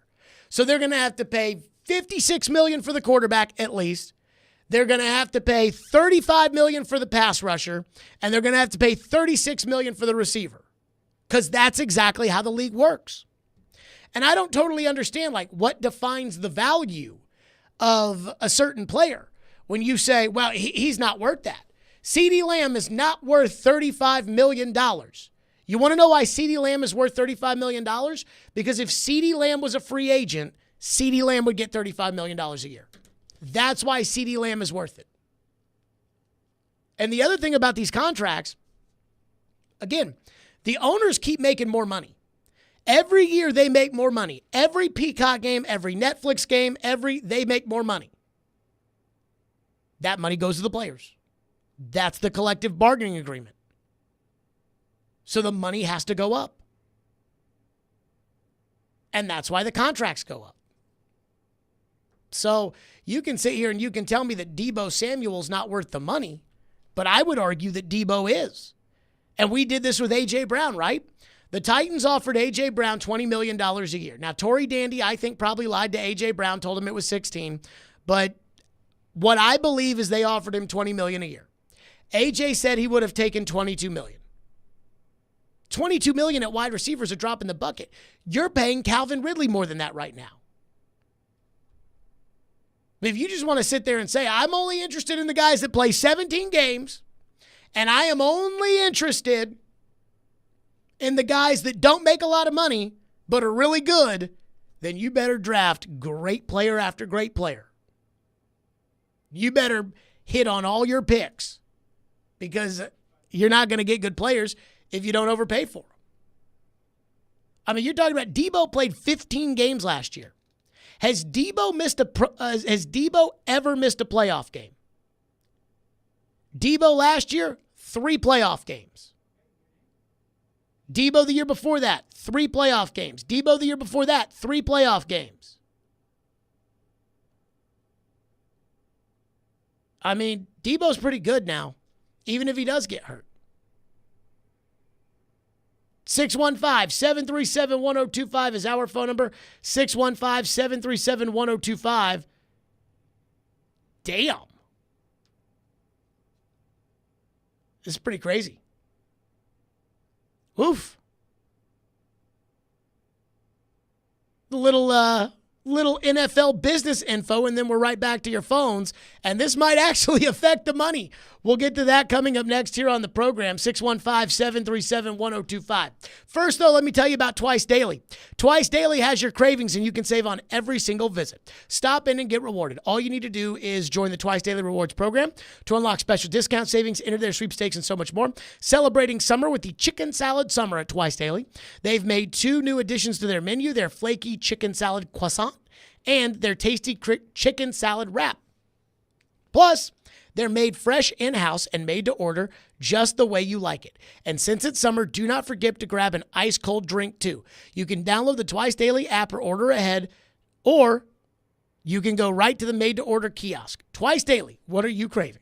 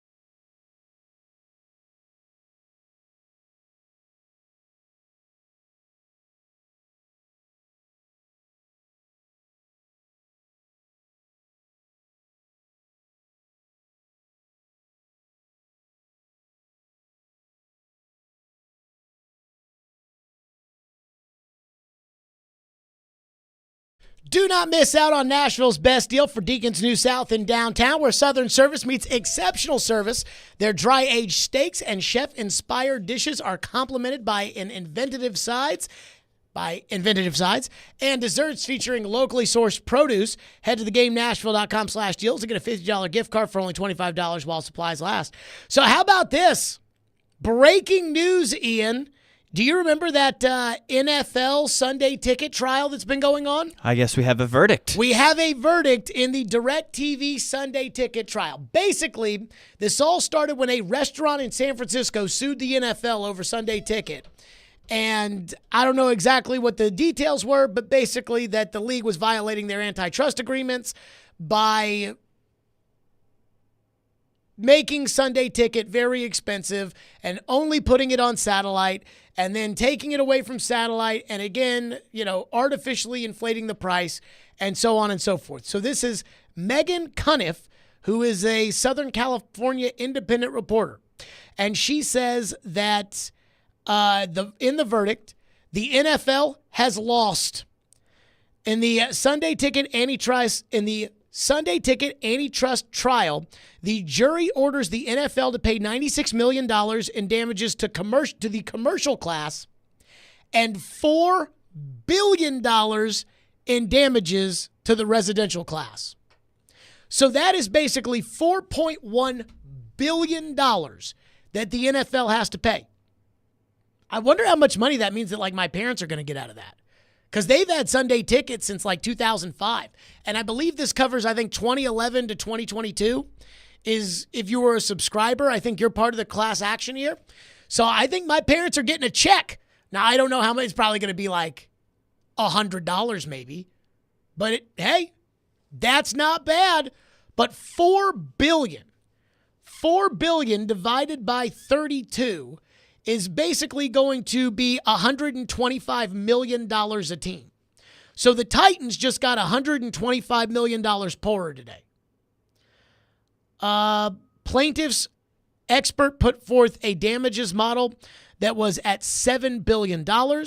And the the residential damages were actually $4.7 billion. And I'm seeing 2.4 million residential subscribers in the class action lawsuit. So what is that? So that means that 4.7 billion divided by 2.4 million? Mm-hmm. What's that? Oh, I'd have to get out the calculator. 1 sec. Ian! You think I can do that in my head? I mean, I can't do it in my head. I'm not a genius. So here's what I wonder. Is this going to hurt the league revenues? I mean, again, each team is now $125 million poorer.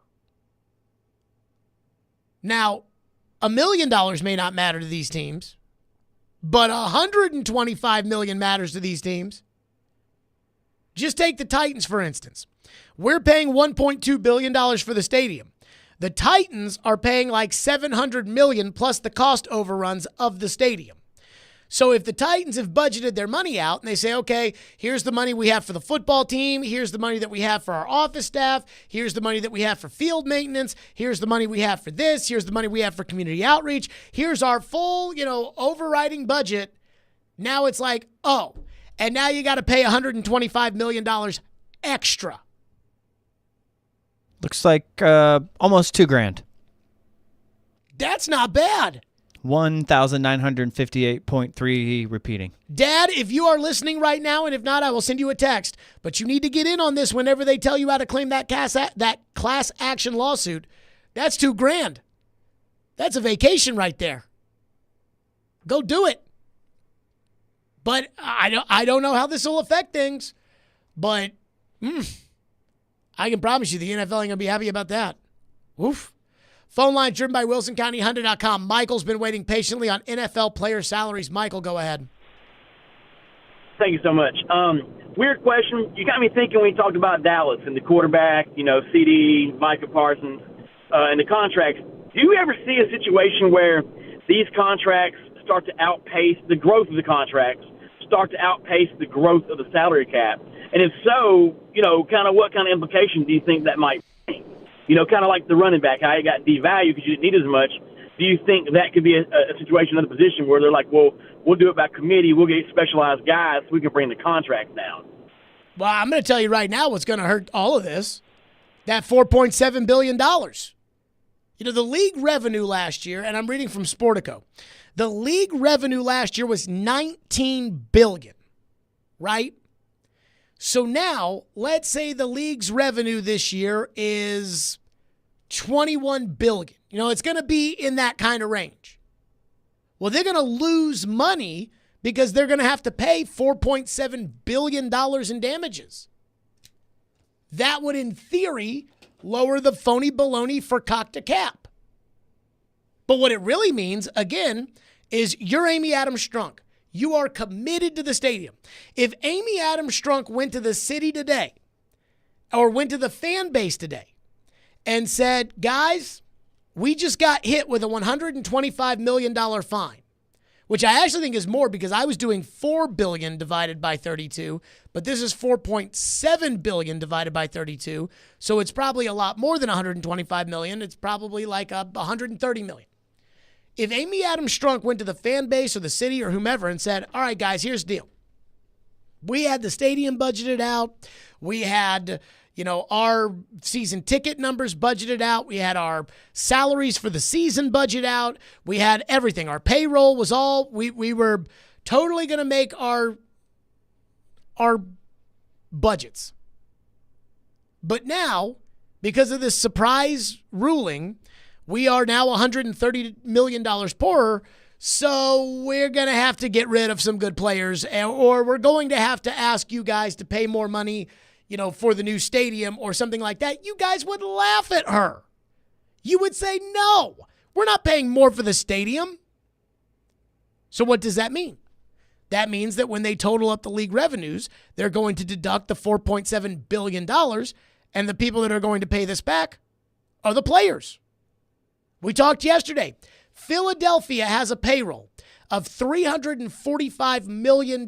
Forget about the cap, which is $250 million. The Eagles have a payroll of $345 million. Nobody has infinity dollars. Warren Buffett, as much money as he has. Jeff Bezos, as much money as he has. Steve Cohen, who owns the Mets, as much money as those guys have. Nobody has infinity dollars.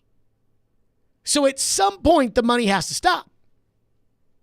Well, I'm sure Jeff Lurie, the owner of the Eagles, when he tells Howie Roseman what the budget is, and he says, hey, we got to pay the extra money to make sure that we get A.J. Brown. We got to pay the extra money to be able to get Saquon Barkley. We got to pay the extra money to be able to get Dallas Goedert paid and our 2 tackles and our quarterback and whatever. Well, I promise you he didn't think that he was going to be losing an extra $130 million on it. That's like when you've got your finances figured out and all of a sudden your air conditioning goes out. Repairman comes over, says that'll be $9,000. Well, now you're screwed. That is what happened to the NFL, and what that's going to do is that's going to lower the quote-unquote cap, but what I really think is going to happen is the owners are going to spend less, and that will curtail some of the salaries. So when you say, is there a point where this could ever outgrow the rising revenues of the league, here's your answer. It's this lawsuit, which I am fascinated by. One texter says, I know the cap is fake, but how will it affect the cap? I think the cap will go down. Jack says the real news is that you will now be able to subscribe to one team and get rid of blackouts. What kind of blackouts are there? So like if you've got Sunday Ticket through YouTube TV, the Titans are blacked out, but you get the Titans games for free anyways.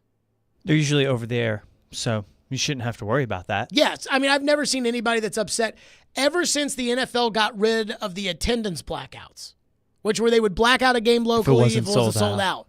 Ever since they got rid of that, I don't think there's ever been a local blackout. So that I'm not worried about. Yeah, they don't black out like Atlanta games or anything, right? I wouldn't think so. Here. One texter says the ruling will be shot down on appeal because the number seems grossly high. They are going to appeal, but I don't think the number's going to go down, though. Like, that's when Trump got convicted and people were like, this will be thrown out on appeal. I'm like, I mean, maybe, but I can't sit here and tell you that it will be. But people, I guess people are like, well, we just want to believe that, so we'll just say that it's going to happen.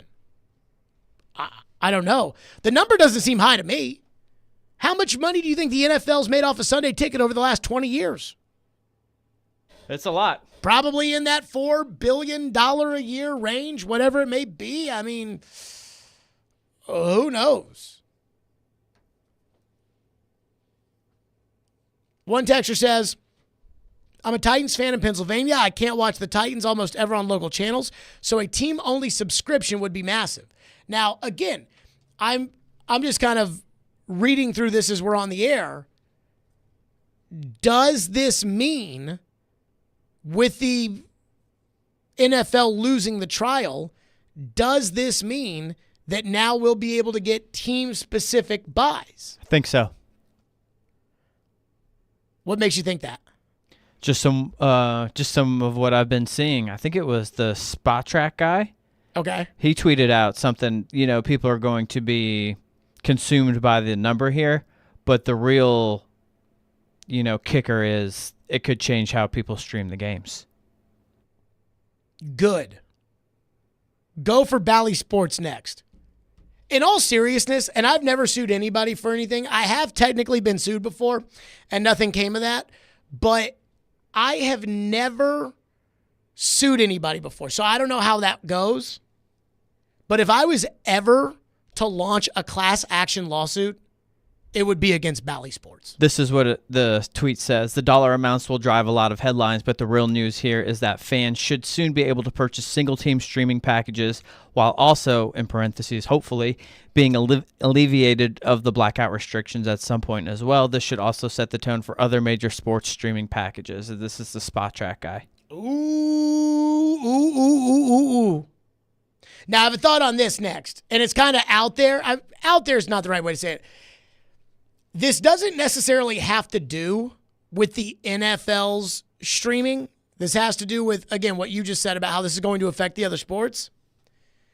And I actually think this might be a good thing, which we'll get to coming up next. 615-737-1025 is our phone number, 615-737-1025 here on the program if you want to weigh in.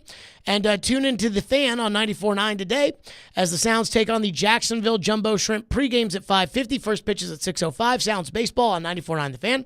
Presented by Twin Peaks, Family Leisure, 5 Points Roofing, Caldwell Vet Clinic, and Busy Bee Plumbing, Heating, and Air Conditioning.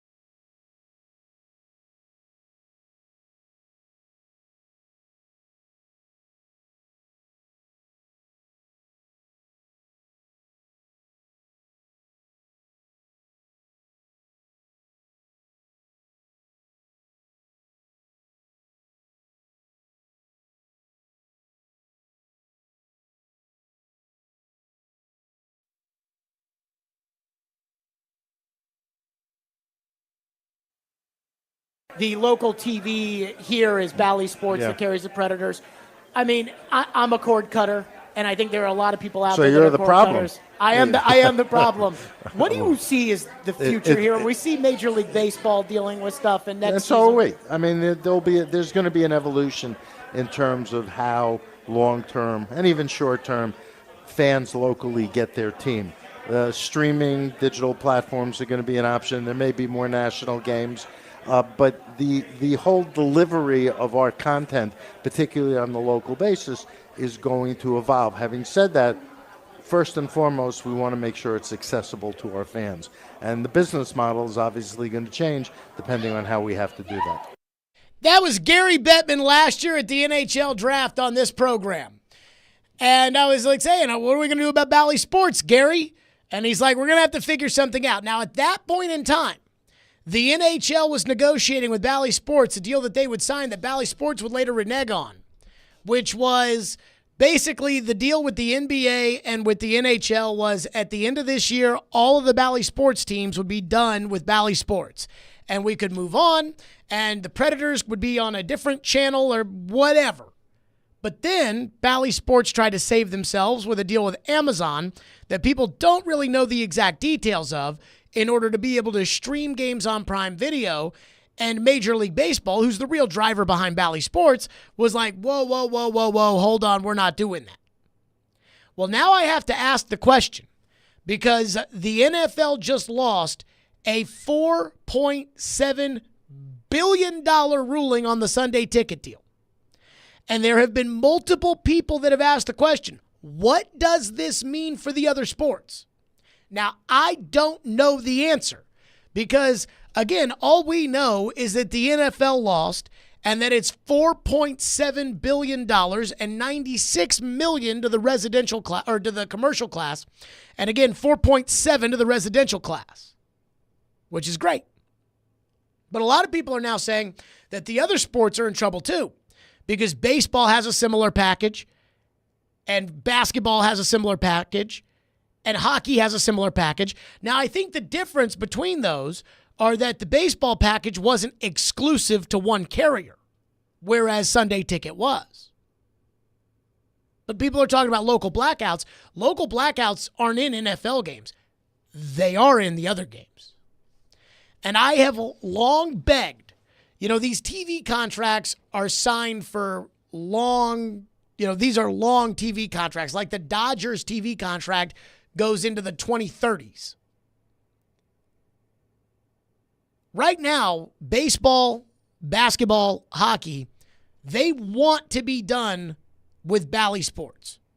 They want out of Bally Sports right now. If you could let them out, they'd be out. They want the judge who next month is going to decide on Bally Sports. They want the judge to rule bankrupt, see ya, cease operations, move on. That's what I want too. But I have long believed that either the politicians or the courts have got to get involved to save us, the fans, so that we can watch these games on TV. Or that we can stream them, or that we can do something. If a court comes out and says, just like with NIL, if a court comes out, like the Supreme Court came out with NIL, if a court comes out and says, those local blackouts for the big packages, for the NHL Center Ice package, the MLB Extra Innings package, the NBA League Pass package, the NFL Sunday Ticket package, those are illegal.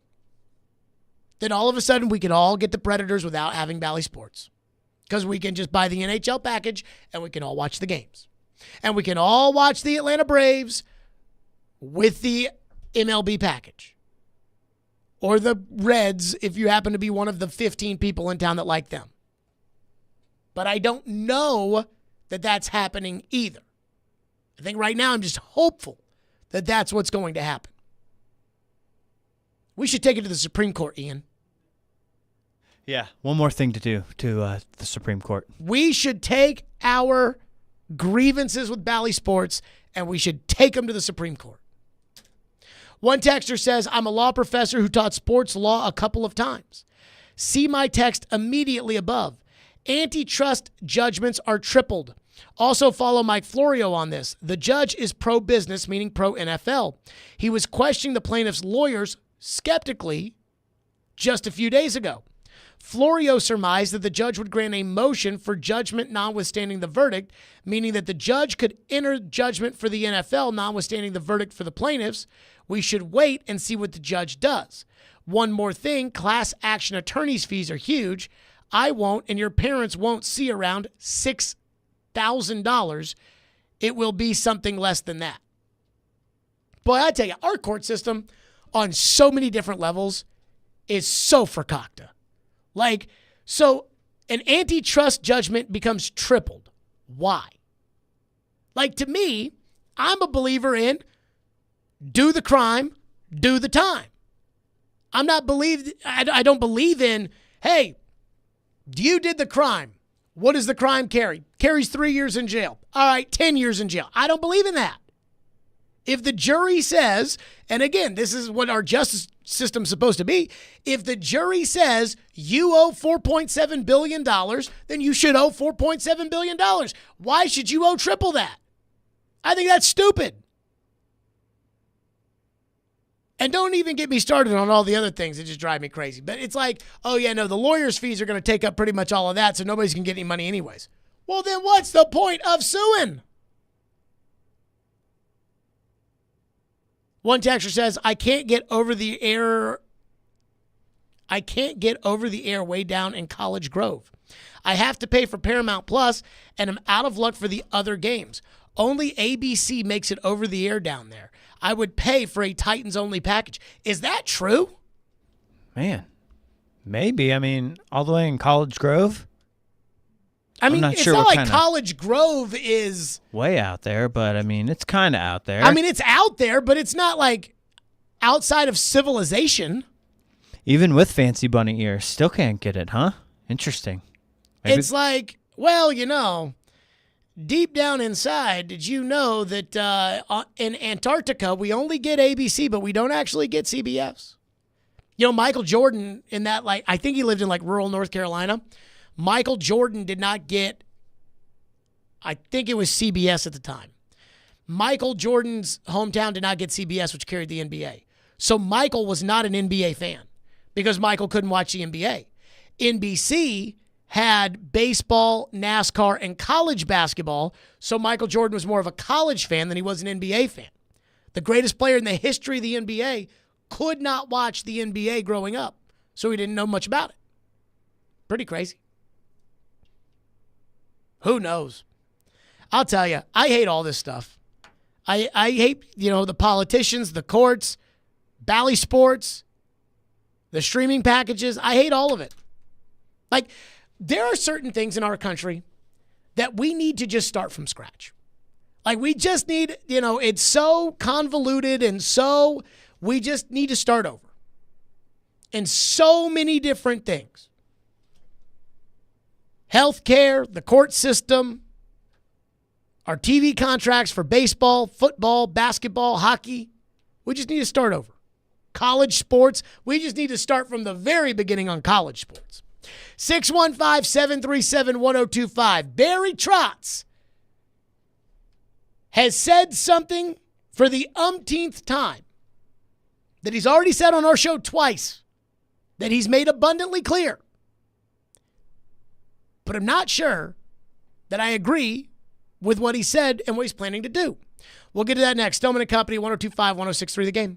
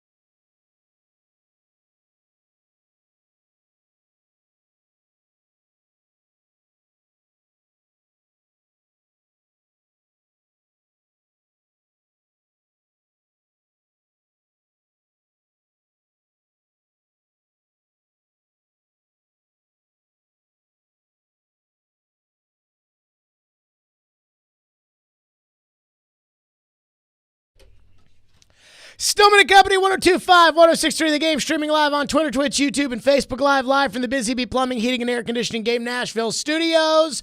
NHL draft tomorrow. Predators have 1 first-round pick, and then they got a buttload of second-round picks that they will be making over the weekend.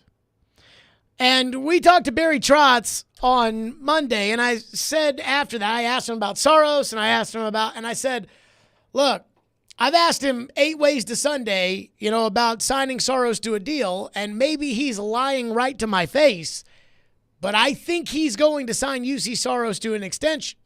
And then that would leave the question, well, okay, if you sign Saros to an extension, what does that mean for the other guy, Yaroslav Askarov, the young goalie prospect? Well, Barry Trotz sat down with the Tennessean today, and Barry Trotz said that the chances of trading either goalie, quote, nil, almost. Barry Trotz says that it is very unlikely that he will trade either one of the 2 goalies. Trotz saying, quote, there's a couple of teams that have called me about our situation here, but I am totally fine with where we are at, and that is with Saros and Askarov.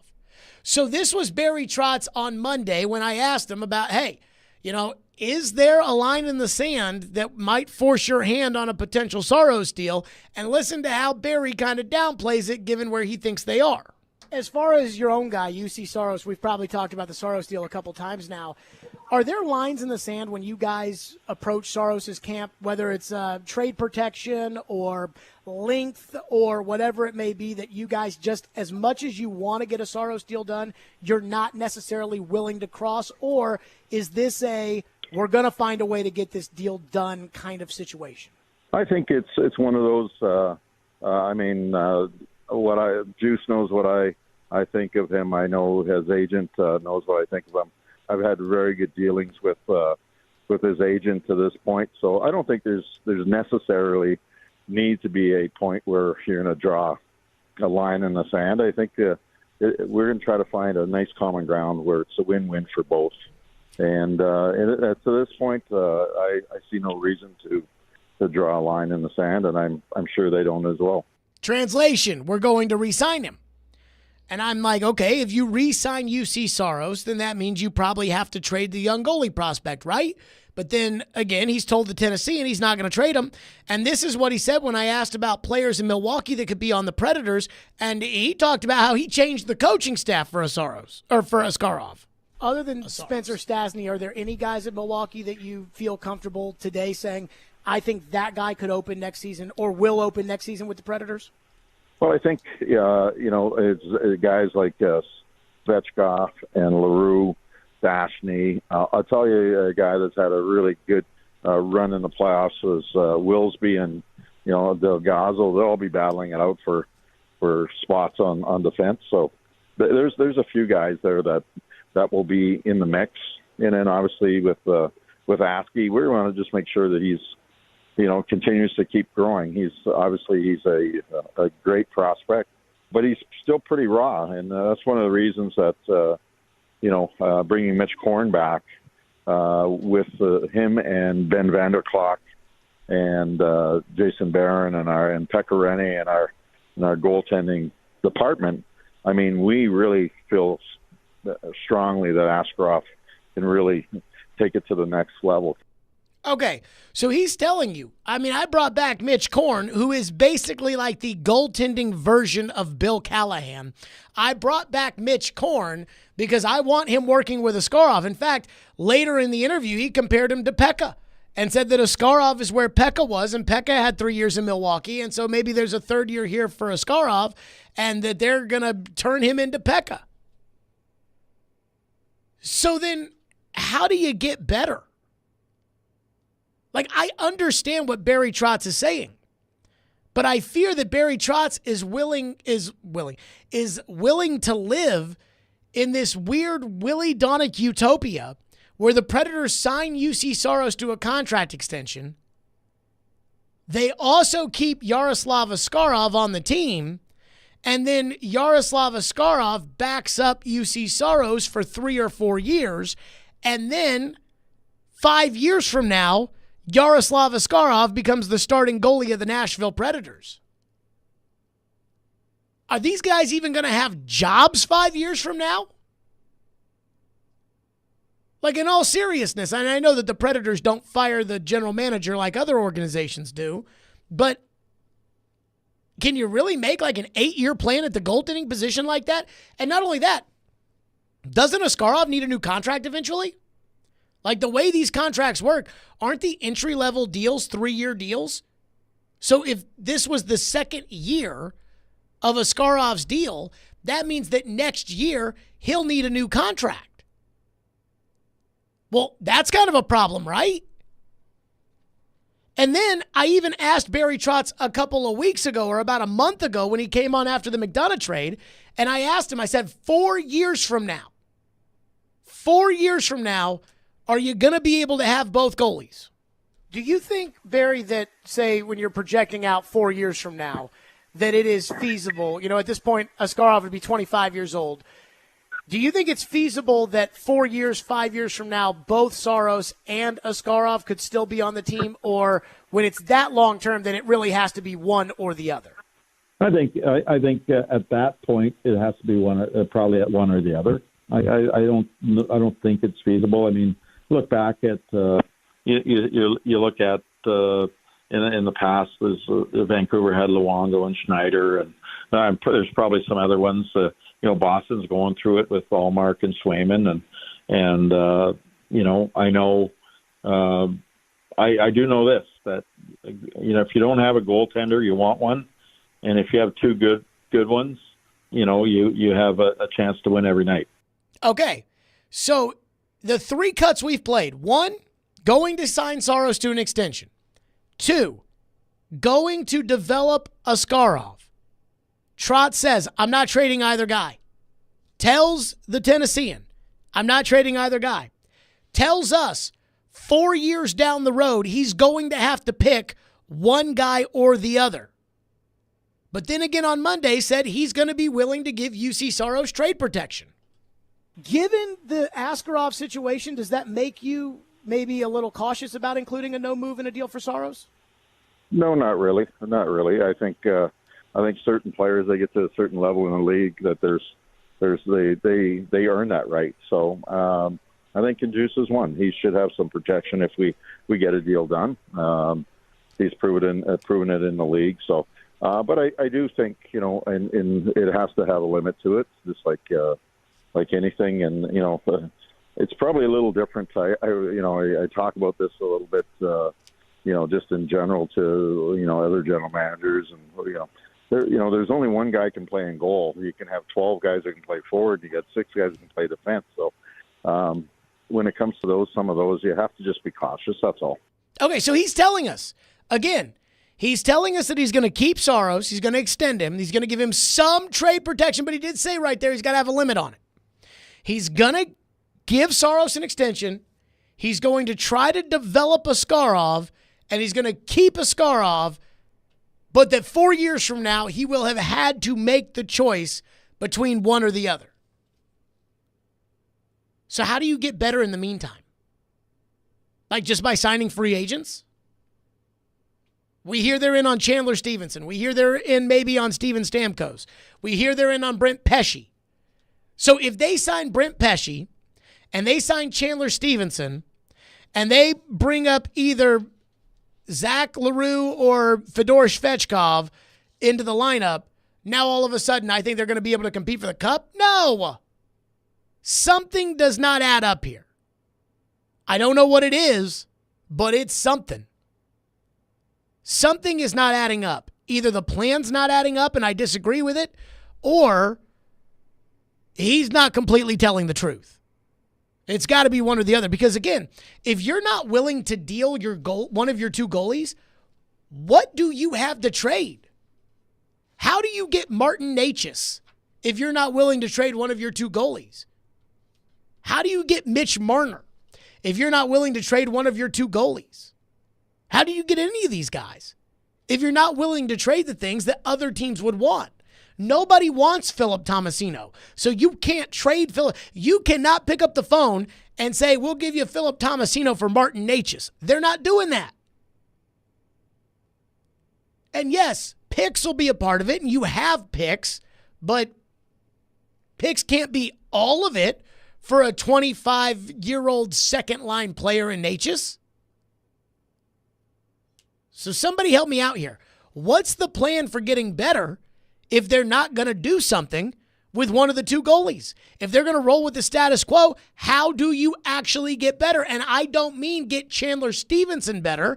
I mean get good better. Somebody help me out. 615-737-1025 is our phone number. 615-737-1025 here on Stillman and Company. Plus, speaking of the trade board, there is one thing that I am going to back Barry Trotz on.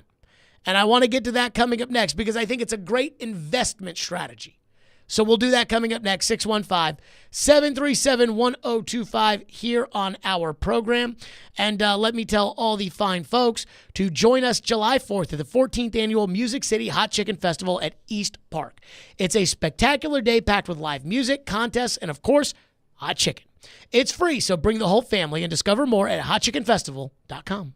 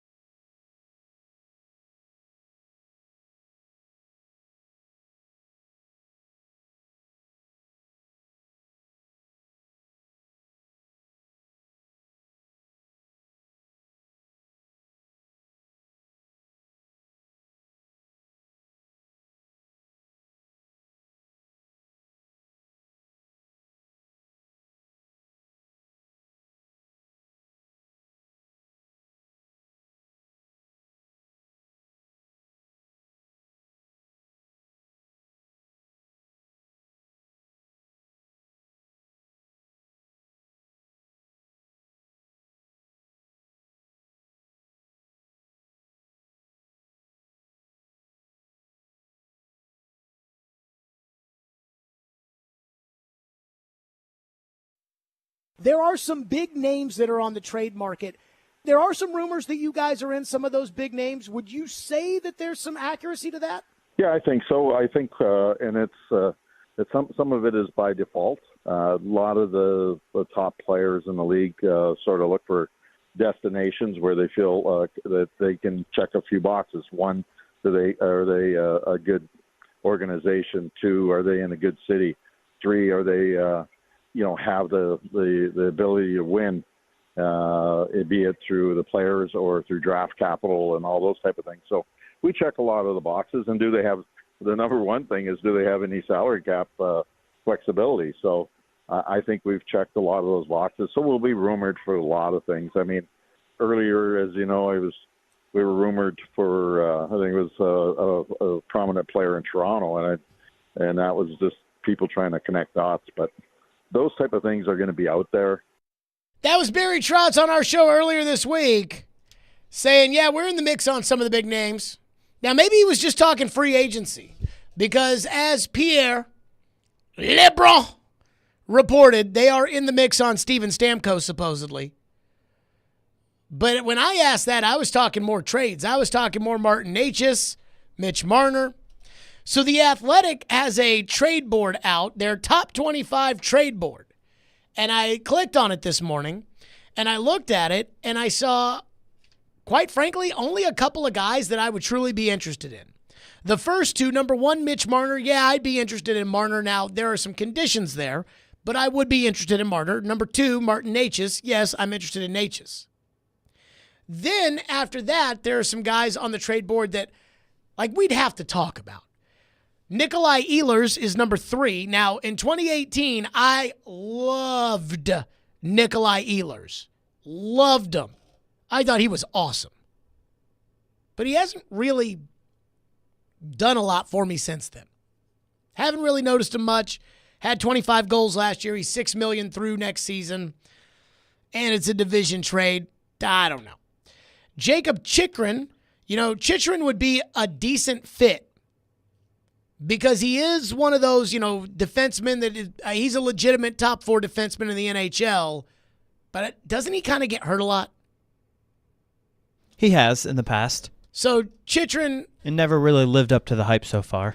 And then speaking of not living up to the hype, Patrick Laine is on that board, and I thought he had all the makings of a superstar in Winnipeg, and he just never really made it, and then he got traded to Columbus, and he still hasn't really made it, and now he's in the NHL's Players Assistant Program. So, again, we'd have to talk through those guys, but that's pretty much it. I saw that in the top 10 they had that Mikheyev from Vancouver. He got traded to Chicago yesterday. I watched him in that playoff series. He sucks. So forget about him. I'm not interested. And yet, I want them to make a trade.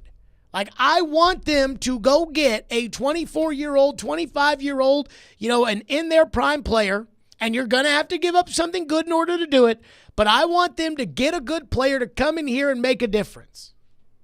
So I have to tell myself, got to be patient. I say this about the Titans and the quarterback. Of course, I want the quarterback to be the man.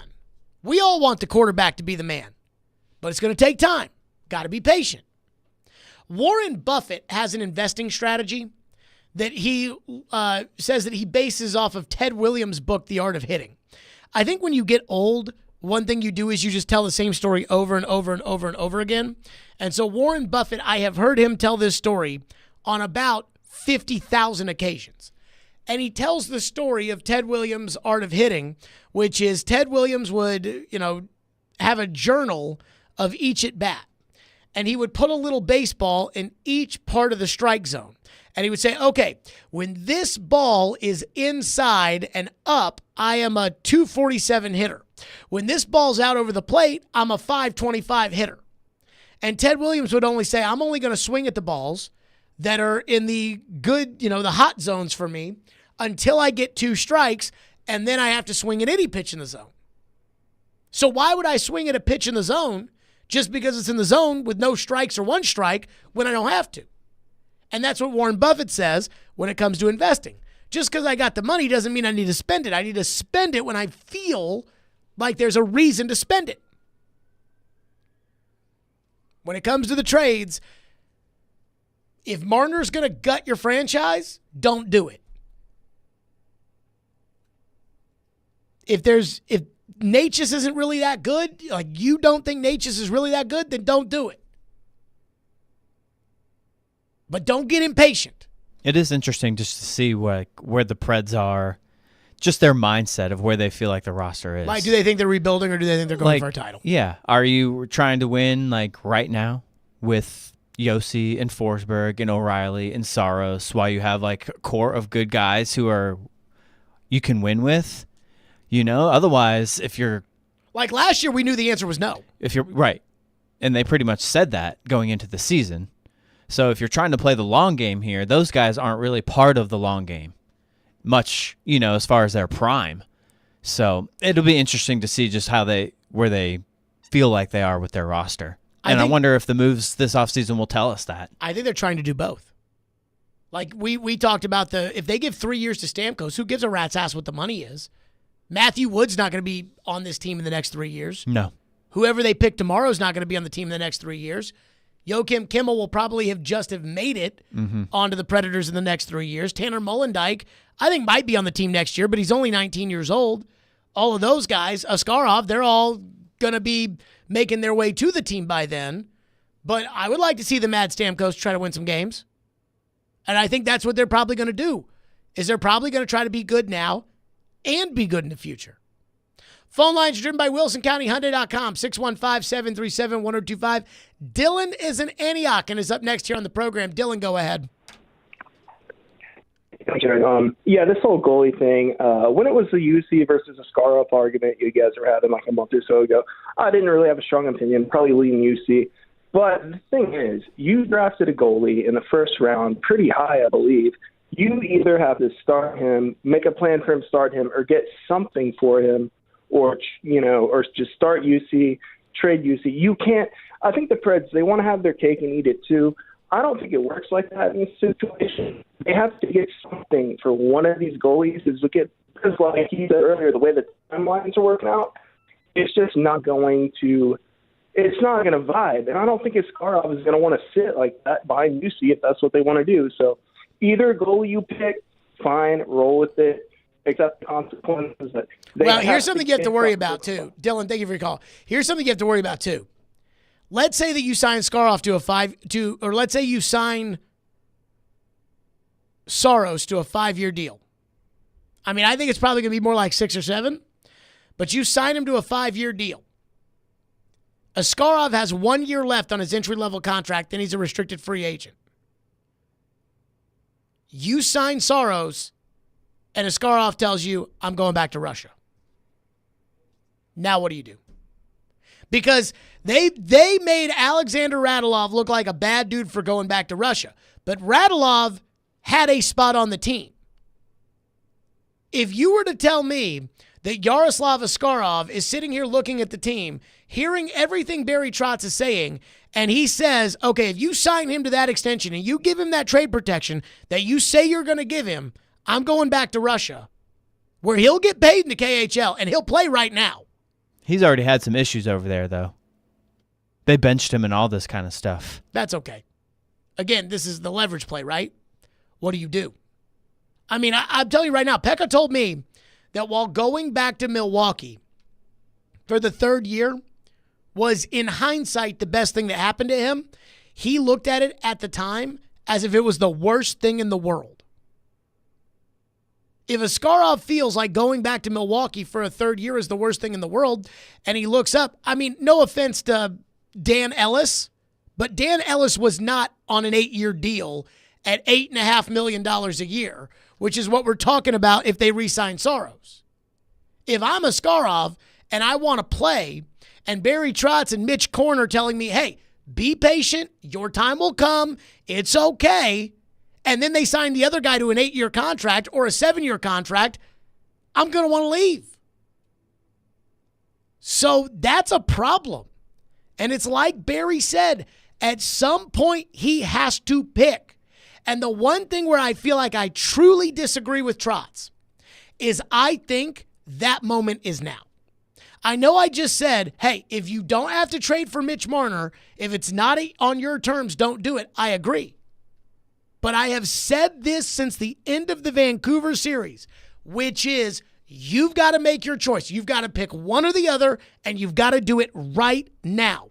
Because if you extend Saros, then Askarov's going to get discouraged, and you're going to have made your choice.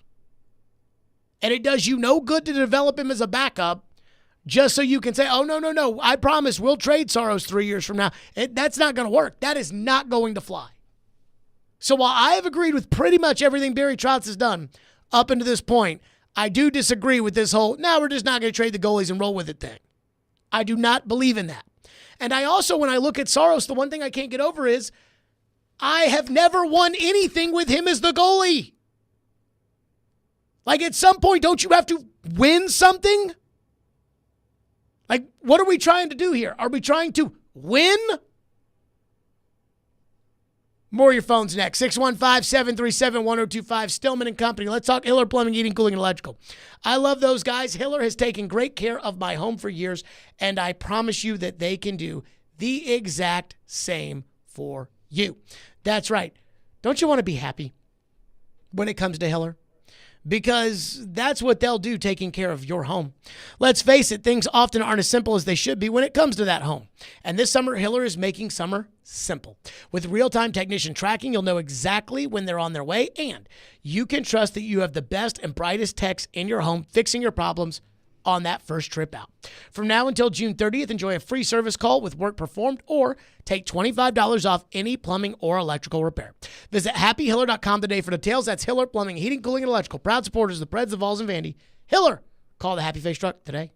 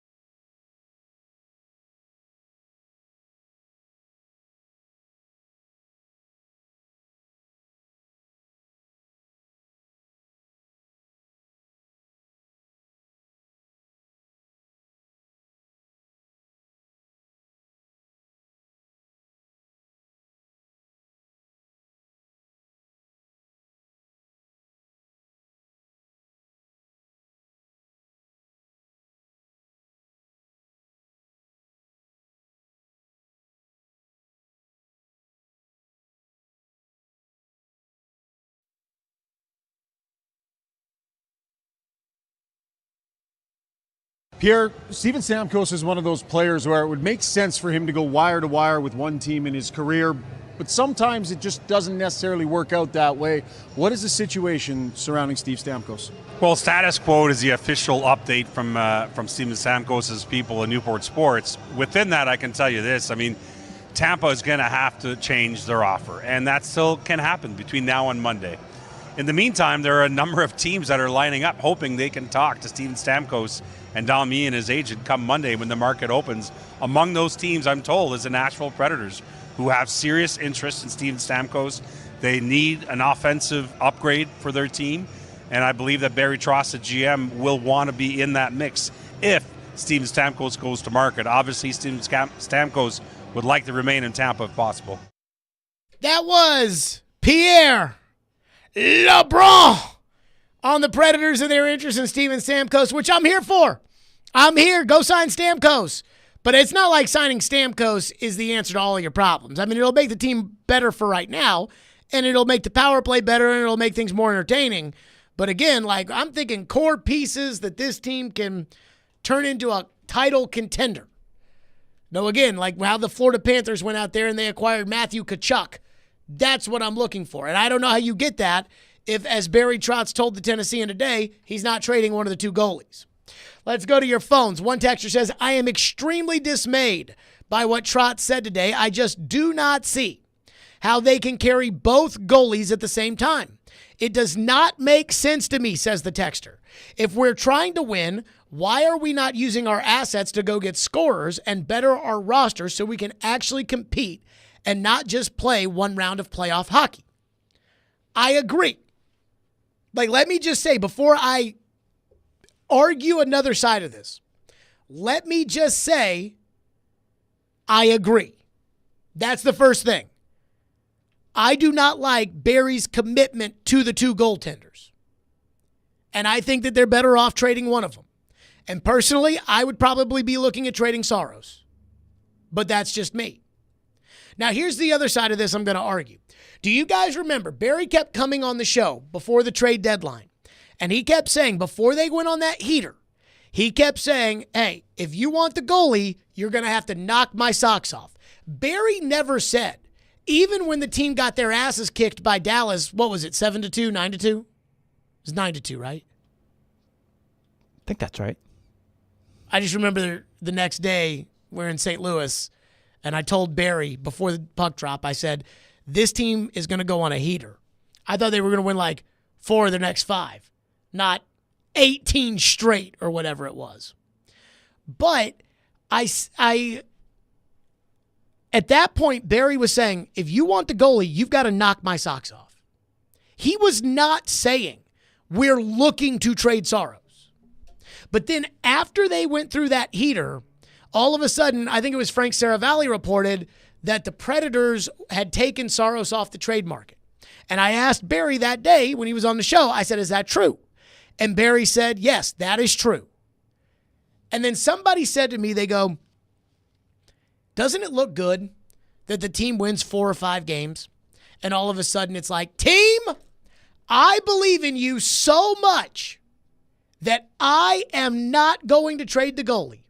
And the team says, yeah. When in reality, Barry had told people, you got to knock my socks off. And teams had called Barry and said, we'll offer you a first-round pick, and that's it. So he knows what the offers are, and the offers aren't good. So instead of saying, yeah, the offers weren't good, so we're not going to trade the goalie, he just says, we're just not going to do it. Like, that's you can't fire me, I quit. Which, by the way, don't do that. If they're going to fire you, let them fire you. Because then they might have to pay you unemployment. They might have to give you a severance package. They might have to do those things. Whereas if you quit, you don't have to do any of that. But this was kind of I thought, the approach there. Maybe Barry knows Carolina's not interested in Yaroslav Askarov in a deal for Necas. Like, maybe he's picked up the phone, he's called and said, okay, what are you looking at for Martin Necas? And they're like, we want Luke Evangelista, we want your first-round pick, and we want a first-round pick next year. And Barry's like, well, what about Askarov? And they're like, nope. So now he knows nobody really wants Askarov, and so he's saying, well, I'm not going to trade him because he's so good. That's just the other side of the coin. As far as like the Willie Donick approach of let's sign Saros and then let's bring a Askarov along slowly, and then in about 4 years, let's transition to Askarov, that does not fly for me. And even Barry has said at some point he has to pick one or the other. JD says, go get Sebastian Aho. Is Sebastian Aho on the market, Ian? No. So why would we go get Sebastian Aho? I'm not sure. Teravainen is a UFA. I did see that. Why not go get Connor McDavid? I mean, seriously, what are we doing here? One texter says the goalie market sucks right now. The return for Saros wouldn't be what many would expect. Look at what the Bruins got back for Linus Ullmark. What did the Bruins get back for Ullmark? A first-round pick? Got a first, and they had to take on Jonas Korpisalo's contract, another goalie. And he blows, by the way. So they didn't really get much. Am I wrong of all the guys that they could acquire? And I know not to do this, to look at a player that to not look at a player that, well, he was drafted 3rd overall, and even though he's kind of sucks, he might be good on our team the way that they did with Cody Glass. Is it wrong that I'm looking at that? What's the guy's name from the Rangers? Trouba? No.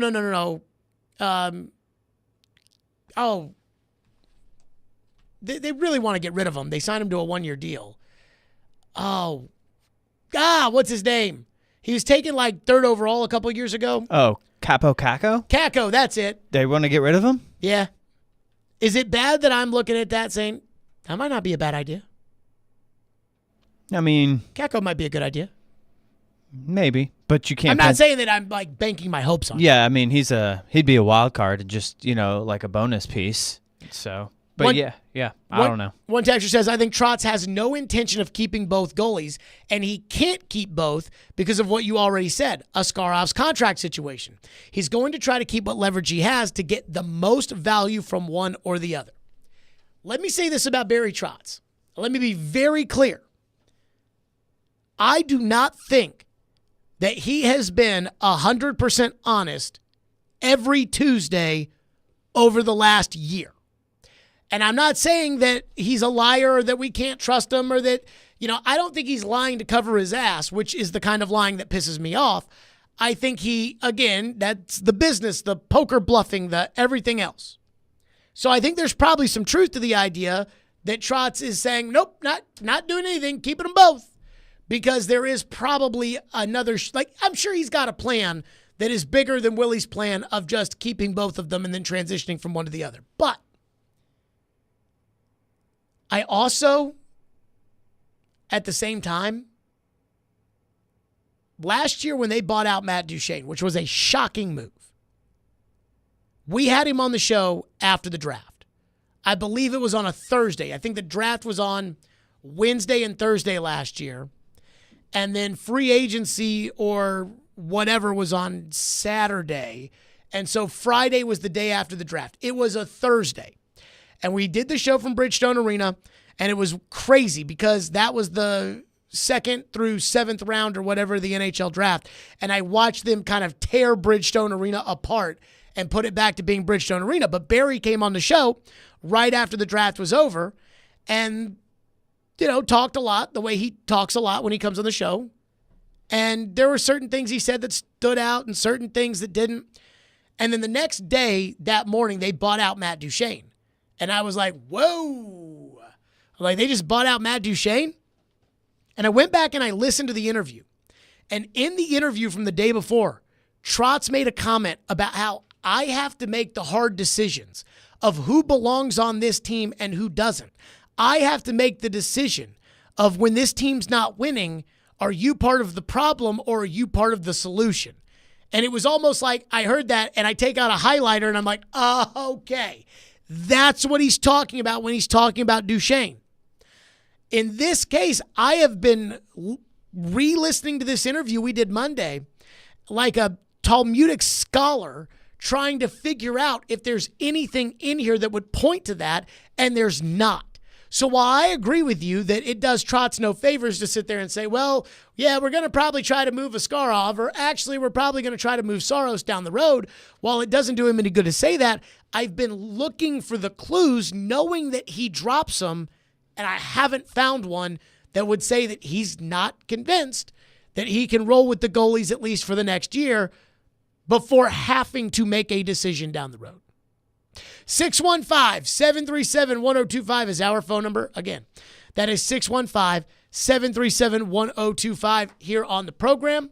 Stillman and Company, 1025-1063 The Game. And let me tell all the fine folks out there, while I have your attention, that speaking of the Predators, join them for the 2024 NHL Draft Watch Party at Draft Picks Restaurant and Bar inside of the Ford Ice Center, Bellevue, tomorrow starting at 6. Celebrate the newest members of Smashville while enjoying food and drink specials, door prizes, games hosted by Wayne D, and live broadcasts from 1025 The Game. More details are available at NashvillePredators.com/draft.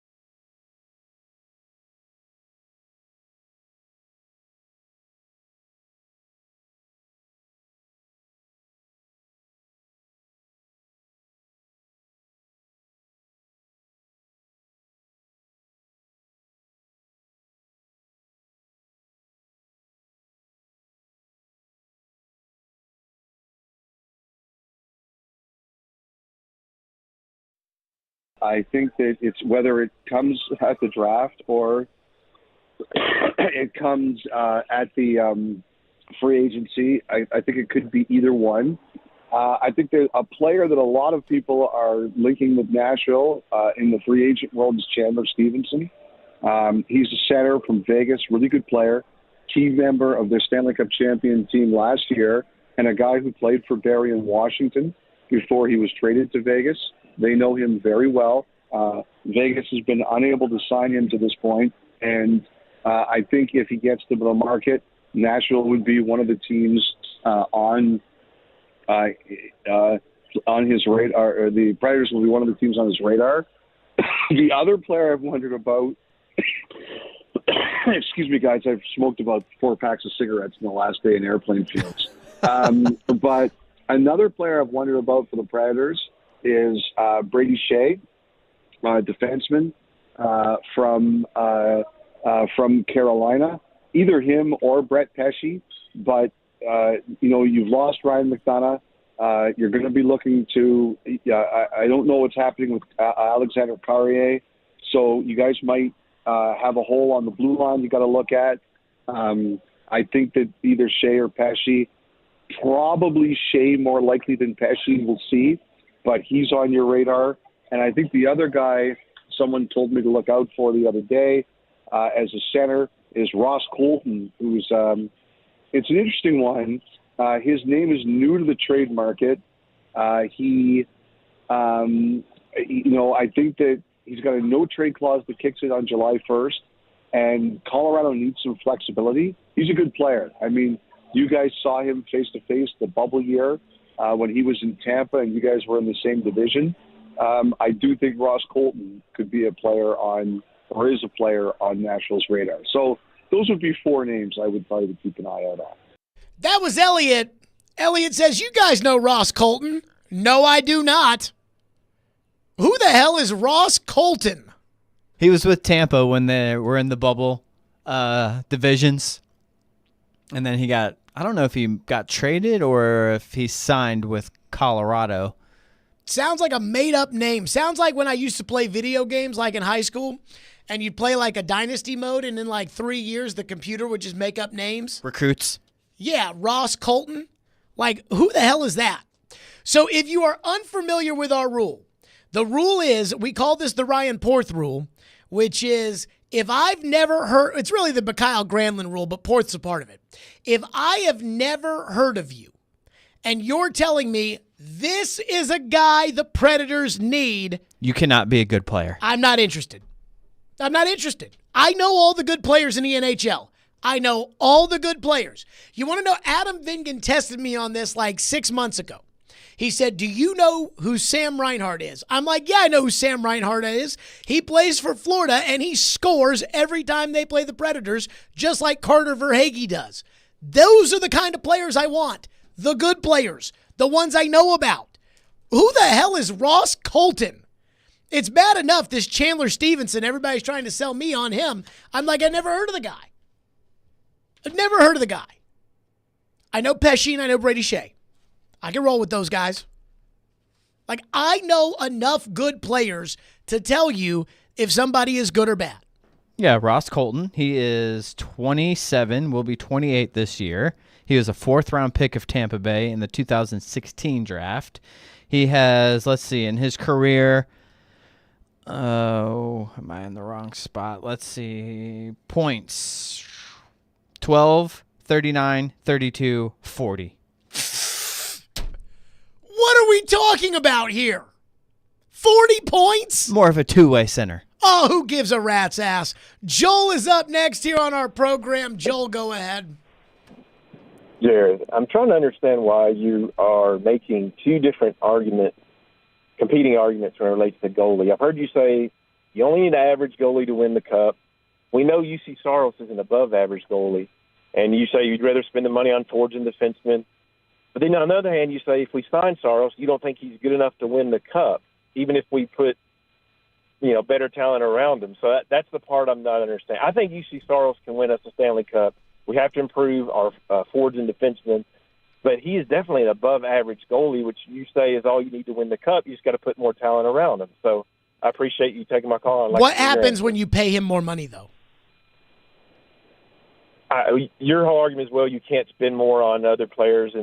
But Willie has explained how the cap is going up, and as a percentage of cap, it's probably not that big a deal. And if you get rid of Saros, you've got to spend more money on another goalie somewhere, which, but just address the thing, is Saros talented enough to win a cup or not? If any goalie worth his weight is talented enough to win the cup, Joel, thank you for your call. Any goalie can. Aiden Hill just won the cup last year. That's the point. Again, Sergei Bobrovsky makes $10 million, and he stood on his head in Game 7, and you got to give him that, and I am. And he stole a couple of the games early in the cup final. But He had an .899 save percentage in the Cup final, and Stuart Skinner, who sucks, was a .909. Yeah, well, those numbers were skewed because of those two rough doesn't games. count. Doesn't count. No, it counts, but I mean, it's not quite just because, the save percentage. That means Skinner's a better goalie. That he didn't win. I do want to address. And they have Connor McDavid and Draisaitl. I do want to address the Willie Donick cap goes up, so it's okay thing, because this triggers me every time he says it. Every time we talk about paying Saros, he's like, but the cap goes up. Yeah, which just means that that's more money to pay other players. So if the cap goes up, let's say that you've got $20 million to spend, and the cap goes up. So now you have $25 million to spend, and you give Saros $8 million. Now, I'm not great at doing the math off the top of my head, but you give Saros $8 million. Now you have $17 million to spend on other players. What would you rather have? Would you rather have $17 million worth of forwards and defensemen extra? Or would you rather have $22 million in those things because you're paying a backup because Askarov's your starter? And I'd rather have the $22 million. Well, you can't win much with Askarov right now as your starter. I'm not trying to win the cup right now, am I? I don't know. Are they? I don't know. I mean, it depends. The last little bit we've been talking, it sounds like they're in a possible win now mode, especially if they go after Stamkos. You land Stamkos, then what? Well, how about this? If I don't pay Saros and I go with the average goaltending route, the Aiden Hill route, the Darcy Kemper route, the Scarbini route, if I go that route, then can I go get Stamkos and get Brady Shea and get Brent Pesce and get these guys I've never heard of that you all tell me are so good? Ross Colton. Chandler Stevenson. Yeah, you think that's going to make a huge mark for you? Ross Colton? Yeah. He is if he's the sixth guy I get in the group. You know, Hell, he's the fourth guy in this scenario. You know what I know you can do? You can win the cup with a bullcrap goalie if Chandler Stevenson is your third-line center. Second. Sure. But not if you're telling me that he's good. Like if you're telling me, they told me that about Kyle Turris. I had never heard of Kyle Turris before. The Predators traded the world to get him, and they gave him that stupid contract, and I had never heard of him, and they were like, he's good, Jared, trust me, he's good. This is game-changing. They're going for it. They're all in. They're this. And I'm like, okay, he must be good. They say he's good. He must be good. And we all know how that ended up. And so if I know who you are, I either know that you're good or I know that you're not good, like with Ryan Hartman, who I knew was not good. Texture says, Chandler Stevenson averaged a point per game last year when Vegas won the Cup. He's a solid second-line center. He's a player you should go out after if you miss on a guy like Stamkos and Natchez. Fine. Great. We're sitting here talking about second-line centers. Do you think you're a second-line center away? Like we're talking about trying to see if Mitch Marner can be unlocked. We're not talking about, that's what we do around here. What we do around here is we take players that aren't that good, and then we convince ourselves that they are that good because our team can acquire them. So then we get Kyle Turris and we say, we got it. We got Kyle Turris in here. And then you go up against good players and you realize, maybe Kyle Turris sucks. Like last year, when you went out in free agency, you went out and you got a good player in Ryan O'Reilly who has been a really, really, really good player before. One texter says I should compare Ross Colton to Ryan Hartman. Ugh. I don't think that's quite true. I probably would assume that that's not true either. But yeah, they're different type of players for sure. Colton's a center for one. You know, Hartman's a winger, and Colton is not as much of a head case. One texter says, "Have you heard of Jonathan Marchessault before he went to Vegas? Wasn't he in Florida?" I believe that is correct. Oh, Jared Stillman for 3. He was part of the expansion draft. Yeah, I do remember that. By the way, he could be a decent free agent. In the NBA draft, Golden State is on the clock at 52. Not that any of us normally care about the second round of the NBA draft, nor should we care about this one. But I think the Lakers are picking at 55, and Bronny is like one of the better players available according to the bottom ticker. And apparently Bob Myers, who's the former Warriors general manager, said on ESPN that Rich Paul, LeBron's best buddy, who is Bronny's agent and LeBron's agent, and he's a big power player there, he has told all the other teams, if you draft Bronny, Bronny's going to go play in Australia. Bronny only wants to play for the Lakers. Do you know what I would do? Like, if I'm Boston and I have the 54th pick, do you think the 54th pick of the NBA draft has any chance of playing on the Boston Boston Celtics? Not this upcoming season, I wouldn't think. If I was there, I'd draft Bronny. And I'd do it and I'd say, fine, go enjoy Australia. Ha, ha, ha, ha, ha. Now, they're probably all afraid of all the other clients that Rich Paul has, so they probably won't do it. But I would draft Bronny just to piss LeBron They off. took Quentin Post, center, Boston College. They're all afraid of LeBron. Pick is in, 52. Everybody's afraid of LeBron. That's what it is. And by the way, I heard a report they had on ESPN that was Anthony Davis was really impressed in a workout with Bronny. I also heard a report on ESPN last week that it was Anthony Davis, not LeBron, that the Lakers consulted with hiring J.J. Redick. Does anybody actually believe those kind of things? Like, do people actually believe that stuff? And if you do, you need to get your head examined. 615-737-1025. We'll stay on hockey because a lot of you want to weigh in on this. There is one player that the Canadian press just cannot stop talking about moving teams. And yet I don't want him to move teams, even though I would die for this guy to be a Predator. We'll get to that coming up next here on Stillman and Company, 102.5, 106 The Game.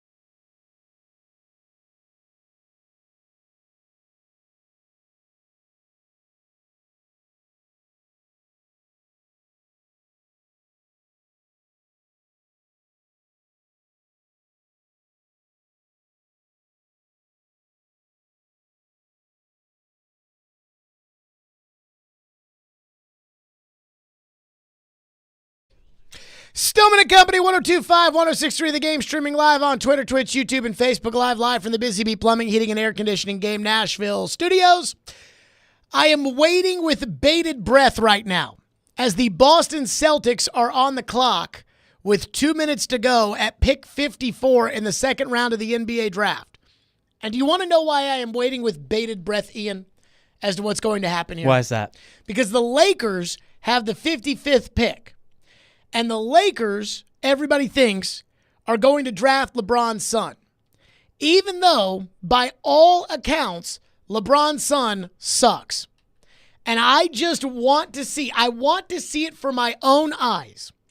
If that proud franchise of that once incredible sport, the NBA, has fallen off. There is no doubt about it. It is embarrassing how much the NBA has fallen off. The ratings keep going down. Now, look, they still are making a lot of money, and that's great. But there was no buzz for the playoffs this year. I think you can argue that LeBron has done a very good job of almost ruining that league, although I do put more blame with Kevin Durant.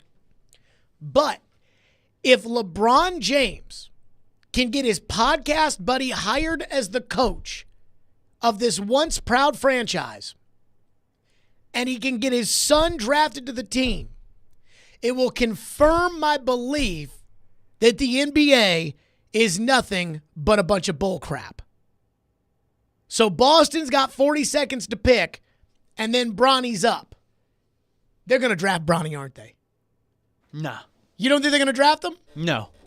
What makes you so sure? I hope so. If Bronny doesn't get drafted, I will be, and I'll never watch a game. You mean is Boston going to take him? No, I'm talking about the Lakers. In general? Oh, I would think the Lakers will take him. Oh, no. You cannot take LeBron's son.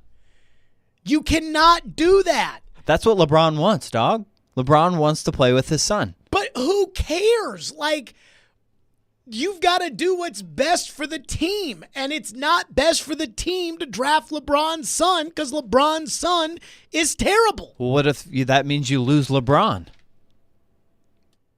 Is that what's best for the team? Would LeBron really leave if they don't take his son? I don't know. Maybe.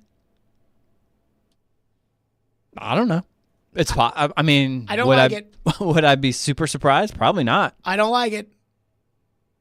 Take Jalen Bridges out of Baylor, whoever the hell that is. Take him. Take Isaac Jones out of Washington State, whoever that is. Don't take LeBron's son. The Celtics pick is in, by the way. I have no idea who Please take Bronny, Boston, even though he stinks. Anywho, I have been reading a lot of Canadian press lately. I'm actually becoming quite a fan of Canada, though I'm not sure I'd ever want to live there. But I have been reading a lot of Canadian press. And for some reason, the Canadian press is absolutely obsessed with this idea of Leon Draisaitl not being a part of the Edmonton Oilers. By the way, the Celtics have taken Anton Watson. Yeah, Twitter's kind of ruining the Lakers pick here. It's Bronny. It's Bronny. No! Oh, no. Why? Going to the Lakers, baby. Why? Why this sport? Basketball used to once be such a great sport. The first ever father-son duo to be in the NBA at the same time. Oh, God. Per Shams. Basketball used to be such a proud sport. It used to be such a... I'm looking at the TV right now. ESPN's got this Rob Pelinka, or they're showing the Lakers draft headquarters at the UCLA Health Training Center in El Segundo, California. And they show this Rob Pelinka, who is a freaking dodo brain. He's the general manager, and he's dialing in the phone. And it's like, you losers, have some self-respect. Like, just make LeBron the coach, make LeBron the GM, make LeBron... I mean, LeBron already is all those things, but just go ahead and make it official. Just name the team after LeBron. And here's Stephen A. talking about it. The L.A. LeBrons. What a joke. Or the L.A. Jameses. What a freaking clown show. Do you think the late Dr. Jim Buss would ever... Excuse me, Dr. Jerry Buss. Do you think Dr. Jerry Buss would ever let a player just hijack the franchise? It's a new era. Clearly. Bronny. What a freaking joke. That used to be such a proud league. And I know that the NHL will probably never be more popular than the NBA in America, though the NBA is on the down and the NHL is on the up. But I could not tell you how much more I enjoy the NHL than the NBA. Again, I know I'm probably in the minority on this. Now, I do think more people care about baseball than care about basketball. Like, that care about MLB baseball than care about NBA basketball. Maybe I'm wrong about that. I just believe that. But when it comes to those two sports that have roughly the same season, hockey and basketball, it is not close how much more enjoyable the NHL is than the NBA. It is so much more enjoyable because the NBA, there's like 3 teams that can win. During the regular season, all the good players sit out all the games. And it's like the best part of the entire sport is the Charles Barkley postgame show, and that's going away. It's terrible. Whereas hockey, every night, even in the regular season, it's a battle. You get to the playoffs, and it is like a war of attrition. In basketball, they're just kind of like, do I have to play today? No, Kawhi, you go ahead and take another week off. And could you ever imagine an NHL team drafting a player's son just to make that player happy? Is there any NHL player that is in charge of a team? Has there ever been an NHL player? You mean that has run a team the way LeBron runs his team? Maybe Crosby. Not quite, but I wouldn't be, they make a lot of decisions based on what Sidney Crosby and his feeling, I think, lately. Really? A little, yeah. Like Crosby's running the team, even though he's way past his prime? I mean, I don't know about running the team, but I mean, decisions as far as bringing Malkin back or Letang or trying to keep some of these older guys on the core. Have you noticed that the teams that do that are all terrible? Like the Lakers are terrible. They acquiesce to everything LeBron wants. You're talking about the Penguins. They suck now. The Jets and how they just got on their knees for Aaron Rodgers. And they suck. Have you guys noticed that? Bronny. What a freaking joke. And here's the other sad part about that crap league. The other part of that league that just is so disappointing to me is that not one other team got up and said, nah, we're going to ruin this for the LeBron and the Lakers, making a mockery of our sport. When Deshaun Watson wanted to trade out of Houston and Aaron Rodgers wanted to trade out of Green Bay, there were teams, I watched this on TV, which probably was technically collusion anyways, but I was seeing on TV, Dan Graziano was reporting that teams did not want the Packers to acquiesce to Aaron because they did not want to become the NBA, where the players run the league. And in this case, LeBron runs the league. Last season, Bronny, 4.8 points, 2.8 rebounds, 2.1 assists per game. I mean, it's a freaking joke. That's like Skip Bayless's high school stats. He averaged like 1.4 points a game. Well, didn't he miss a bunch of time because of his heart condition? That doesn't change your per game average. No. Bronny went into cardiac arrest during a summer workout and underwent a procedure to repair a congenital heart defect. Whatever. I'm just looking at I'm trying to see if they were going to put stats. So he didn't play until December. Yeah, I don't know. This is just such a joke. This is just such a joke. This league is such a joke. The NBA, I am starting to take the NBA as seriously as I take wrestling. Because it's just, you got all these guys in suits talking about these things like they're real things. Like they're breaking down the Lakers' decision to draft Bronny. There's a decision? LeBron wanted it, so they gave it to him. What about the coach? Oh, yeah, he never coached a game before, but he did a podcast with LeBron, so they made him the coach. And this is the most proud franchise in the sport. What a joke. Okay, I'm going to get to the Draisaitl take about the Canadian press, and we'll do that next. I wanted to do that here, but I just got caught up in Bronny mania. Stillman and Company, 102.5, 106.3 The Game. And you know what? Let's be nice to the people since they sat through me yelling and screaming about Bronny James. Let's give away a pair of tickets.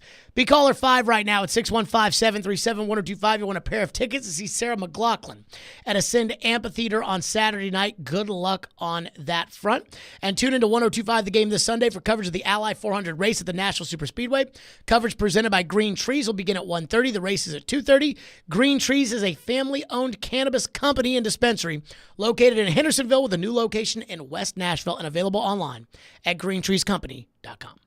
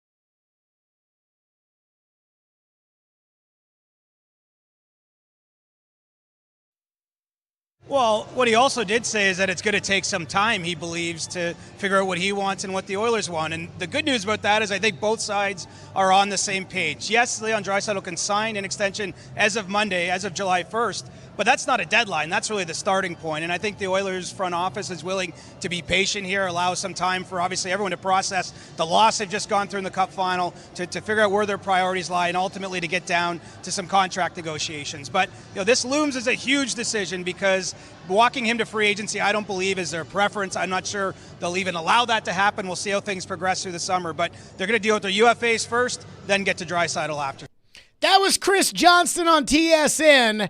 There's this whole Canadian media obsession with Leon Draisaitl. There's a story about Leon Draisaitl, or a narrative about Leon Draisaitl based upon nothing.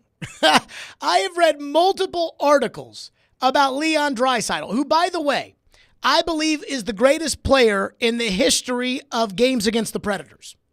Like, if you had to rank the best players to ever play against the Predators, number one is Leon Draisaitl. Pavel Datsyuk is up there. He's not as good as Leon Draisaitl. I don't know, man. Datsyuk did kill them. I mean, in the 2000s till 2000, oh, man, he just destroyed them. Draisaitl scores like 4 goals a game when they play. Yeah, I know. It's a little bit of recency bias, but I don't know. Datsyuk just flashed into my head, but... You know, the first game they played against Edmonton this year was like in the beginning of October, middle of October. And I said to Barry, because it was on a Tuesday, I said to Barry in a much cruder way, I said, this team, they just beat the crap out of the Predators every time they play. And this was off the air, and Barry said, a lot of people have been talking about that, but hopefully tonight will be different. And they lost like 7-2. And I wasn't even mad about it. I'm just like, that's what happens when Leon Draisaitl shows up at Bridgestone Arena. So anywho, the Canadian press is all obsessed about whether or not Draisaitl will re-sign in Edmonton. And I guess there must be some smoke because they keep talking about it. Not that Draisaitl might leave, but that no one is sure if he's going to stay in Edmonton. And that's kind of the thing, right? Draisaitl's in the last year of his deal, and if he plays through next year without a contract and then he gets into free agency, then anything can happen. And so Edmonton would like to lock him up, and the only control Edmonton has is to try to move him and get something in exchange if he wants to go somewhere else. And he says, I'm not going to resign in Edmonton, then they've got to try to move Draisaitl. But there's no indication that Leon Draisaitl is actually available. And I'm sure I know what many of you are thinking, which is if Leon Draisaitl does want to trade out of Edmonton, or if he does become available, then you as a Nashville Predator fan, you want Leon Draisaitl. Well, duh. So does everybody. But here's the problem. If he's available, they can't acquire him. Like, I would want the Predators to do whatever it takes in order to get Leon Draisaitl. If Leon Draisaitl, like Matthew Tkachuk 2 years ago, if Leon Draisaitl goes to Edmonton and says, look, I like it here and I like McDavid, but I want to go somewhere else. The way Kyrie Irving, and I don't think that Leon Draisaitl is anywhere near the level of a-hole that Kyrie Irving is. In fact, I don't even think that Draisaitl is one, but Kyrie Irving went to the Cavs and said, I don't like being number 2 to LeBron. I'd like to go somewhere else. So if Draisaitl wants to leave Edmonton because, it's Edmonton, or because of the taxes, or because of the weather, or because he's Robin to Batman, I would want him on the Predators. But the Predators don't have the assets to be able to acquire Leon Draisaitl. The only way you could acquire Draisaitl is if you built a package around Philip Forsberg. But there's a problem with this, which is that you gave Philip Forsberg a full no movement. And so because you gave Forsberg a full no move, he's not going to accept a trade to Edmonton. Ask yourself this, would you accept a trade to Edmonton? Of course not. So that's kind of a non-starter. Let's imagine for 5 minutes here, really more like 5 seconds. Let's imagine for 5 seconds that Philip Forsberg didn't have a full no move, that he had just signed an 8x8 and that there was no trade protection a la Ryan Johansson's old contract. Then I could see a package of Draisaitl and Jack Campbell's contract for Forsberg, a first-round pick this year, a first-round pick next year, and Tanner Molendyk, one of your top prospects. I think that's probably the kind of package it would take because other teams around the league with really good players are going to be offering those really good players to try to get Leon Draisaitl. But you can't trade Forsberg, so it doesn't matter. It's moot. So here, if there is something going on with Draisaitl, here's what I think would be the best thing to happen for the Predators, which is that it remains as uncertain and vague as it is right now. I think Edmonton will do whatever it takes in order to keep both Draisaitl and McDavid. I don't think there is any player on their roster other than those two that they would absolutely go to the barn for. But those two, they'll do whatever it takes to keep. Jeff Jackson is their team president. He apparently is going to run the operation right now because Kenny Holland, their general manager, he didn't technically get fired today. They didn't renew his contract. But in sports, not renewing somebody's contract is basically the same as firing them. I guess getting to Game 7 of the Cup final wasn't good enough for old Kenny Holland, and they're going to do better with Jeff Jackson running the show. Who is Jeff Jackson, you ask? Jeff Jackson was originally Connor McDavid's agent. So that is now who is running the Edmonton Oilers. They might draft his son onto the team. That's where it feels like it's going. But again, I think they'll go all in.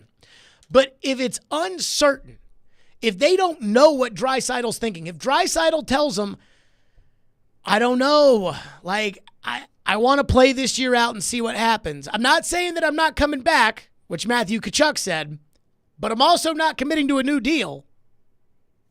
Think Ryan Suter, right? Ryan Suter led everybody to believe that he was interested in coming back, but he really wasn't. So let's say Draisaitl's like that. Then I think if he gets to free agency next year, the Predators could absolutely be in the mix to sign him. But that's the only possible way that I could see the Predators landing Leon Draisaitl because they don't have the assets to trade for him if he does, in fact, ever request a trade. You know, the Predators, when Tkachuk became available, we thought they might have the assets to be able to jump in there. And then Florida offered Jonathan Huberdeau, who had that unbelievable season for Andrew Burnett, and it was like, yeah, you don't have anything on your roster you can trade that's that good. So, makes sense to me. And that would be the same thing that would happen here with Draisaitl. I mean, if Draisaitl was available, somebody texted in earlier and said, go get Sebastian Aho. I'm like, how would you get Sebastian Aho? But if Draisaitl's available, I could see a team saying, hey, we'll include Sebastian Aho in a deal. You don't have those kind of players to trade. So, I mean, I don't really think there's anything there as far as the smoke to the fire about Draisaitl. But even if there is, it's not good for the Predators. It is not good for the Predators. Phone lines driven by WilsonCountyHyundai.com. One texter says playing in Edmonton is way more of a draw than staying in Nashville for a tax break. All I know is this. A week ago, I went down to the Edmonton locker room after they won Game 5 in Florida. And I caught up with Matthias Ekholm for a couple of minutes. And it was literally just a, hey, you know, how you been? How are things? You know, that kind of thing. And I could tell you, Matthias Ekholm missed being a Predator. That's just since I got. I'm sure he loved being in the Cup final. I'm sure he's happy in Edmonton. It's very hard for him not to get along. But the idea of, well, you know, playing in Edmonton is so much better than the 52% tax in Edmonton. You sure? Plus, it's Edmonton. It's not Toronto. It's not Montreal. It's not Vancouver. It's Edmonton. I mean, it's not Winnipeg, but it's close. Texture says, build a trade package around Saros.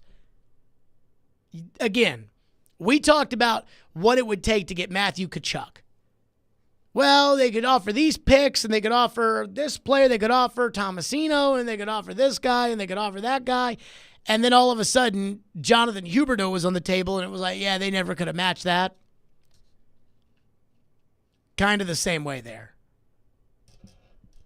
Grant says Jarome Iginla has the most points against the Predators. I could buy that too. That was a little bit before I cared. Yeah, I mean, he was up there. He killed them too. I guess I didn't look up who had the most points, but Iginla's up there, Datsyuk is up there, Draisaitl's up there for sure. I mean, I just know that over the last 10 years, Leon Draisaitl has scored about 6 goals every time they seem to play. I mean, it has been fascinating. Okay, there is another element to this that I do want to touch on, which is the Predators. We talk about trading for these guys. We talk about signing guys. We talk about drafting guys. But how many of us can't actually watch these games? Because we may be getting what we really want in the end.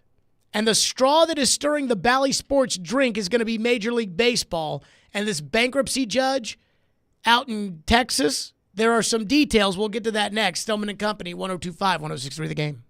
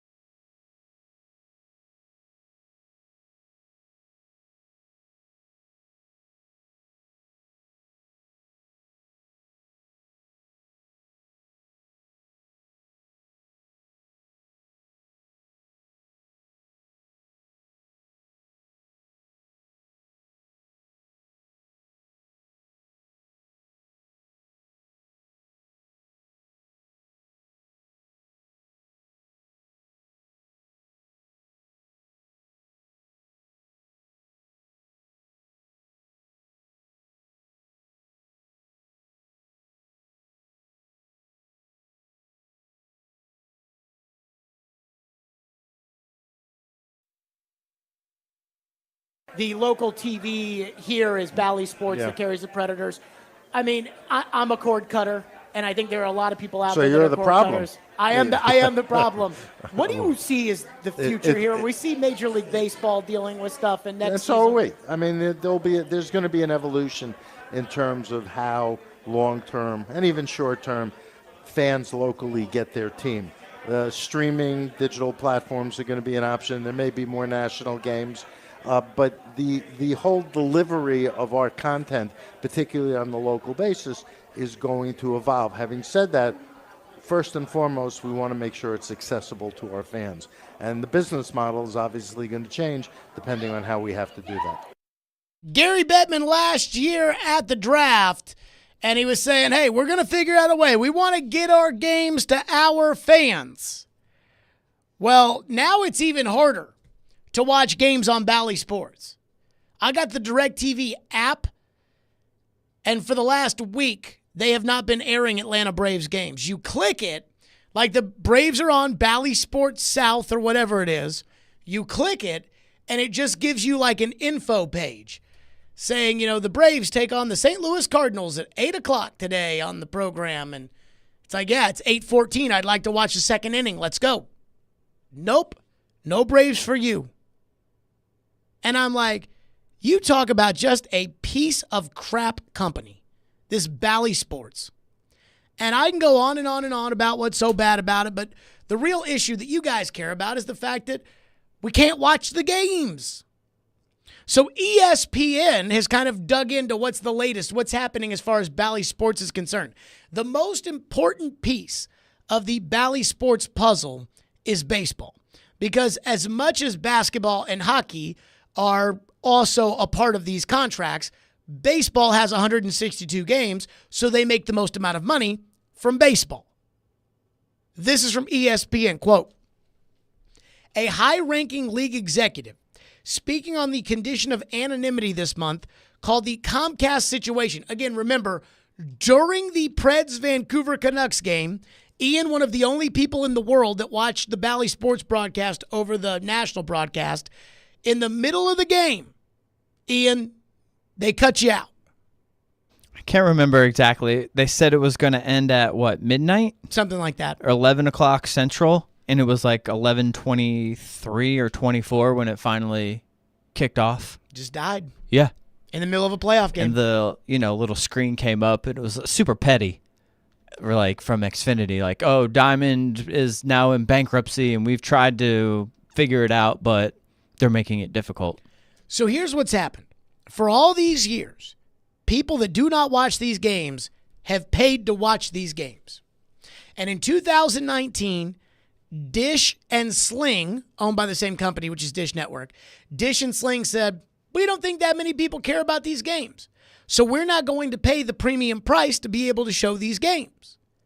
And I think they were afraid, hey, if we do this, we're going to have a mass exodus of customers, but let's see. And nothing happened. So then YouTube TV and everybody else was like, yeah, we're not going to pay for all this stuff. Trying to save money. People don't like paying the old cable prices. And so again, the streamers were like, no, we're not doing this. With Comcast wants to move Bally Sports to a higher package. Ian, you have a regular Comcast package, right? Or do you have a premium package? We've been changing it lately. We have the sports package, and it has we've had Red Zone, and so you might still get Bally's on a different, when they move it to a different team. Yeah, we've had NHL Network, NFL Network, Red Zone, so it's not the basic package. So the problem is that Bally's wants to be, it's really Diamond Sports Group is the company.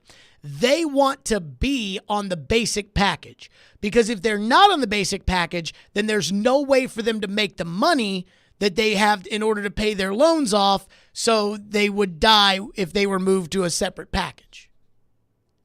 So this comes from ESPN. A high-ranking league executive, and this league is baseball, a high-ranking Major League Baseball executive speaking on the condition of anonymity this month called the Comcast situation, quote-unquote, brutal, and that lamented the likelihood that, in his mind, nothing will change in the near future. Comcast will not move off of its demands.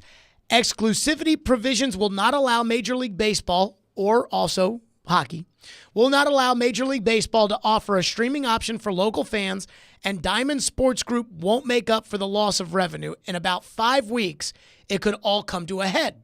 A confirmation hearing is scheduled for July 29th through 30th, at which point a bankruptcy judge could determine whether Diamond, which runs the regional sports networks for the 38 Major League Baseball, NBA, and NHL teams under the name Bally Sports, will move forward as a business or shut down entirely. It's a decision that could expedite drastic changes in a rapidly evolving media landscape, and one that will have a major impact on MLB's strongly held desire to place media rights under a national umbrella. Translation: at the end of next month, in literally 32 days, we will know if Bally Sports will still exist or not. That will be before the start of the Predator season, in which the preseason, I think, was announced yesterday. And I was very, very excited to see that there is no Predators preseason game that will wipe out a Titans Monday this year. But that is basically the middle of September. So we will know in about a month whether or not, and I am scared to death that this judge is going to keep Bally Sports afloat. This is the same judge that I think allowed Alex Jones to keep InfoWars. And I'm worried he's been very sympathetic so far to Bally Sports throughout this process. I am rooting so hard for the death of Bally Sports because as Alex Doherty reported in the Tennessean, supposedly the Predators would take their games to an over-the-air channel. I don't know which channel it would be. In Vegas, they took a channel and they just named it Vegas 34. And that channel just has the Vegas games. Could you imagine how much more popular the Predators could be if they were on not just regular cable TV that everybody had before, but literally free TV? I think that's in the best interest. And you heard what Bettman said a year ago, saying we've got to figure out how to get our games to our fans. I think it'd be great. And so I think Bally Sports has had their shot. I think it was a bad business decision when they made it. I think it was an even worse decision after COVID and after people started cutting the cord. And I just don't think, again, as that source lamented to ESPN, there's no way for them to make this money. There's just no way to do it. It's not possible. Benny in West Tennessee says, I'm glad I have Spectrum for the Cardinals, the Braves, and the Preds. Spectrum, I do not believe exists over here. I don't think so. So I'm not sure. As cable goes, I'm not sure. You know, all these cable companies get real bent out of shape about other companies using the wires. How, like digging the wires under the ground, like the actual cable, coaxial cable wires, like under the. So you're saying that like Comcast gets mad if Spectrum wants to try and use their stuff, or vice or whatever it is. Yeah, they get all bent out of shape about sharing their actual hard line wires under the ground. I'll tell you, the more you know. The more you learn about this kind of stuff. I just want to watch the freaking games. Like, why is it so freaking difficult to watch the games? Like, I'm not, I remember as a kid, I remember when Mike Tyson fought Lennox Lewis at the FedEx Forum years ago. This must have been 25 years ago. And I remember telling my dad, I was like, why can we not watch this? And he's like, it's pay-per-view. I said, what the hell's that? He's like, you have to literally pay to watch the fight. I remember doing one of those, and it was over in like no time. Really? Like it was a knockout? Oh, yeah. It was like Tyson Lewis. This was probably... It might have been this one. Early 2000. No, it was probably late 90s, maybe 2000, 2001, something like that. I think it's the one in Memphis at the FedEx Forum. Maybe. I can't remember where, but I remember... And Lewis just beat the crap out of him. It was over quick. I mean, again, you're talking about paying like $90 to watch that fight. And I'm like, wait a minute. You pay to watch this? Yeah. Oh, okay. I guess. And, boxing's so niche that like they can get away with that.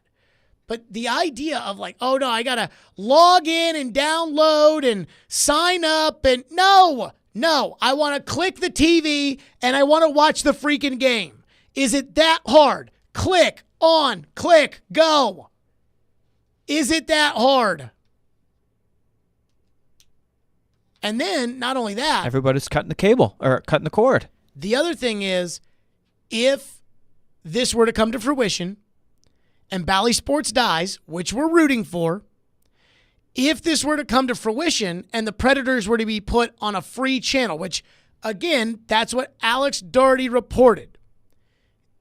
If that were to happen, you probably would be able to stream the games, because the Diamondbacks... the Padres and somebody else, they broke up their deals with Bally Sports, and they're allowed to stream the games in the local market. Now, you have to pay for it, but you're allowed to stream it.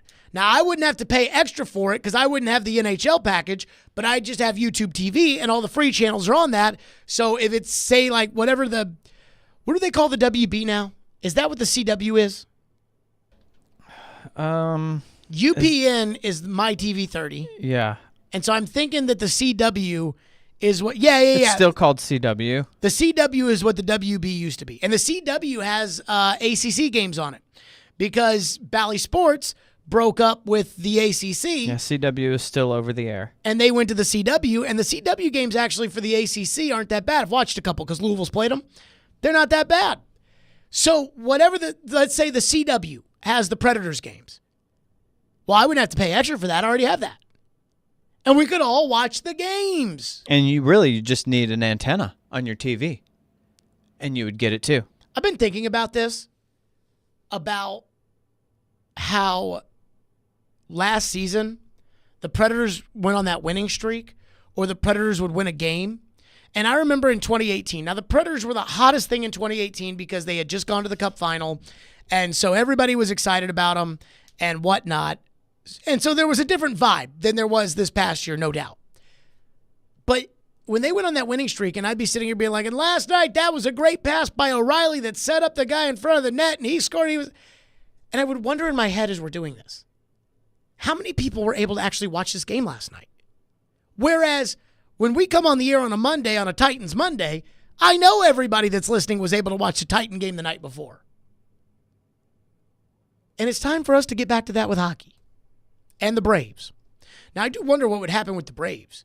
Because if Bally Sports dies, would the Braves go to whatever channel the Preds go to? Or would the Braves not be on the air? Would we just be allowed to stream them? Like, what would happen with the Braves? That I am fascinated by. I mean, if you get, fancy new bunny ears with the digital and all this kind of stuff, there's multiple spin-offs of channels. And you probably get more over-the-air channels than you would think with these digital bunny ears nowadays. Like the Ion channel that just runs like reruns of Hawaii 5-0? Yep. And like, I don't know. I've never even heard of some of these channels, in Nashville. Different, you get QVC, I guess, still comes in through Nashville. Was the Home Shopping Network a public channel? That's QVC, right? I think that might be, they might have two different ones, but they're spin-offs. CW is still there. UPN 30 is still around. The Ion TV and HSN and QVC are both over the air. Are you looking at what's a breakdown of the over-the-air channels? Yeah, I'm looking at a list right now. It's hard to keep track because they have them listed throughout different cities. So they have a list of channels from Nashville. Is Telemundo over the air? Yes. Is let's see, Comet over the air? Yes. Really? Yeah, I think I saw that. I've never heard of that channel before, but they do show reruns of Stargate SG-1, which is a good show. They got some show right now on called Grimm. I don't know what that is. The CW, QVC, Home Shopping Network, My TV 30. I think those are probably all the put the Predators on one of those. I mean, who's honestly watching Grimm right now on Comet? And the answer is nobody. 615-737-1025 is our phone number. Stillman and Company. The NFL has responded to their $4.7 billion bill that they now have to pay thanks to that jury in California. We'll get to that next. Stillman and Company, 102.5, 106.3 The Game.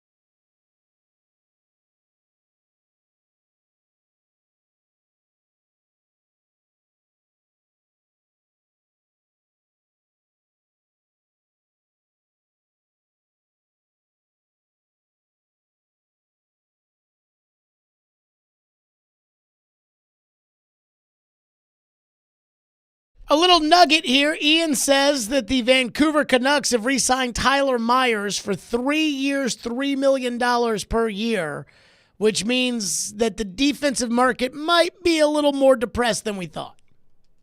Perhaps. So, Alex Doherty at the Tennessean is reporting that the Predators are not bringing back Alexander Carrier. According to Alex Doherty, he said that... make sure I get this one right. He says it's not likely that Carrier will return, or that the expectation is that Carrier is not going to return to the Nashville Predators. So, Ian, you have the guarantee sheet up in front of you. I do, yeah. I vowed 2 years ago that Alexander Carrier, in fact, what Alex said was based on what I've heard today, I think Alex Carrier is gone. I said 2 years ago that Alexander Carrier would not be on the team in 2 years. You said that on Tuesday, May 31st of 2022. Okay. That was because Chris Mason came on the show, and he wanted to debate me on how great of a coach John Hines was. You remember that great debate we had? Sure. And you talk about debates, that was a debate. And he said that I didn't know what I was talking about. In fact, he cursed because I said Alexander Carrier sucked. And then I vowed that 2 years from then, I said in 2 years, Carrier will not be on the team. Does the guarantee count? I think it does. I think it might, unfortunately. Yes! I thought you were going to push back on that. I thought you were going to be a hater, and I thought you were going to go, no, that was May of 22, yeah. And now it's July. But you know what I mean when I say 2 years? Yeah, this offseason, no deals or stuff really gets figured out by the end of May.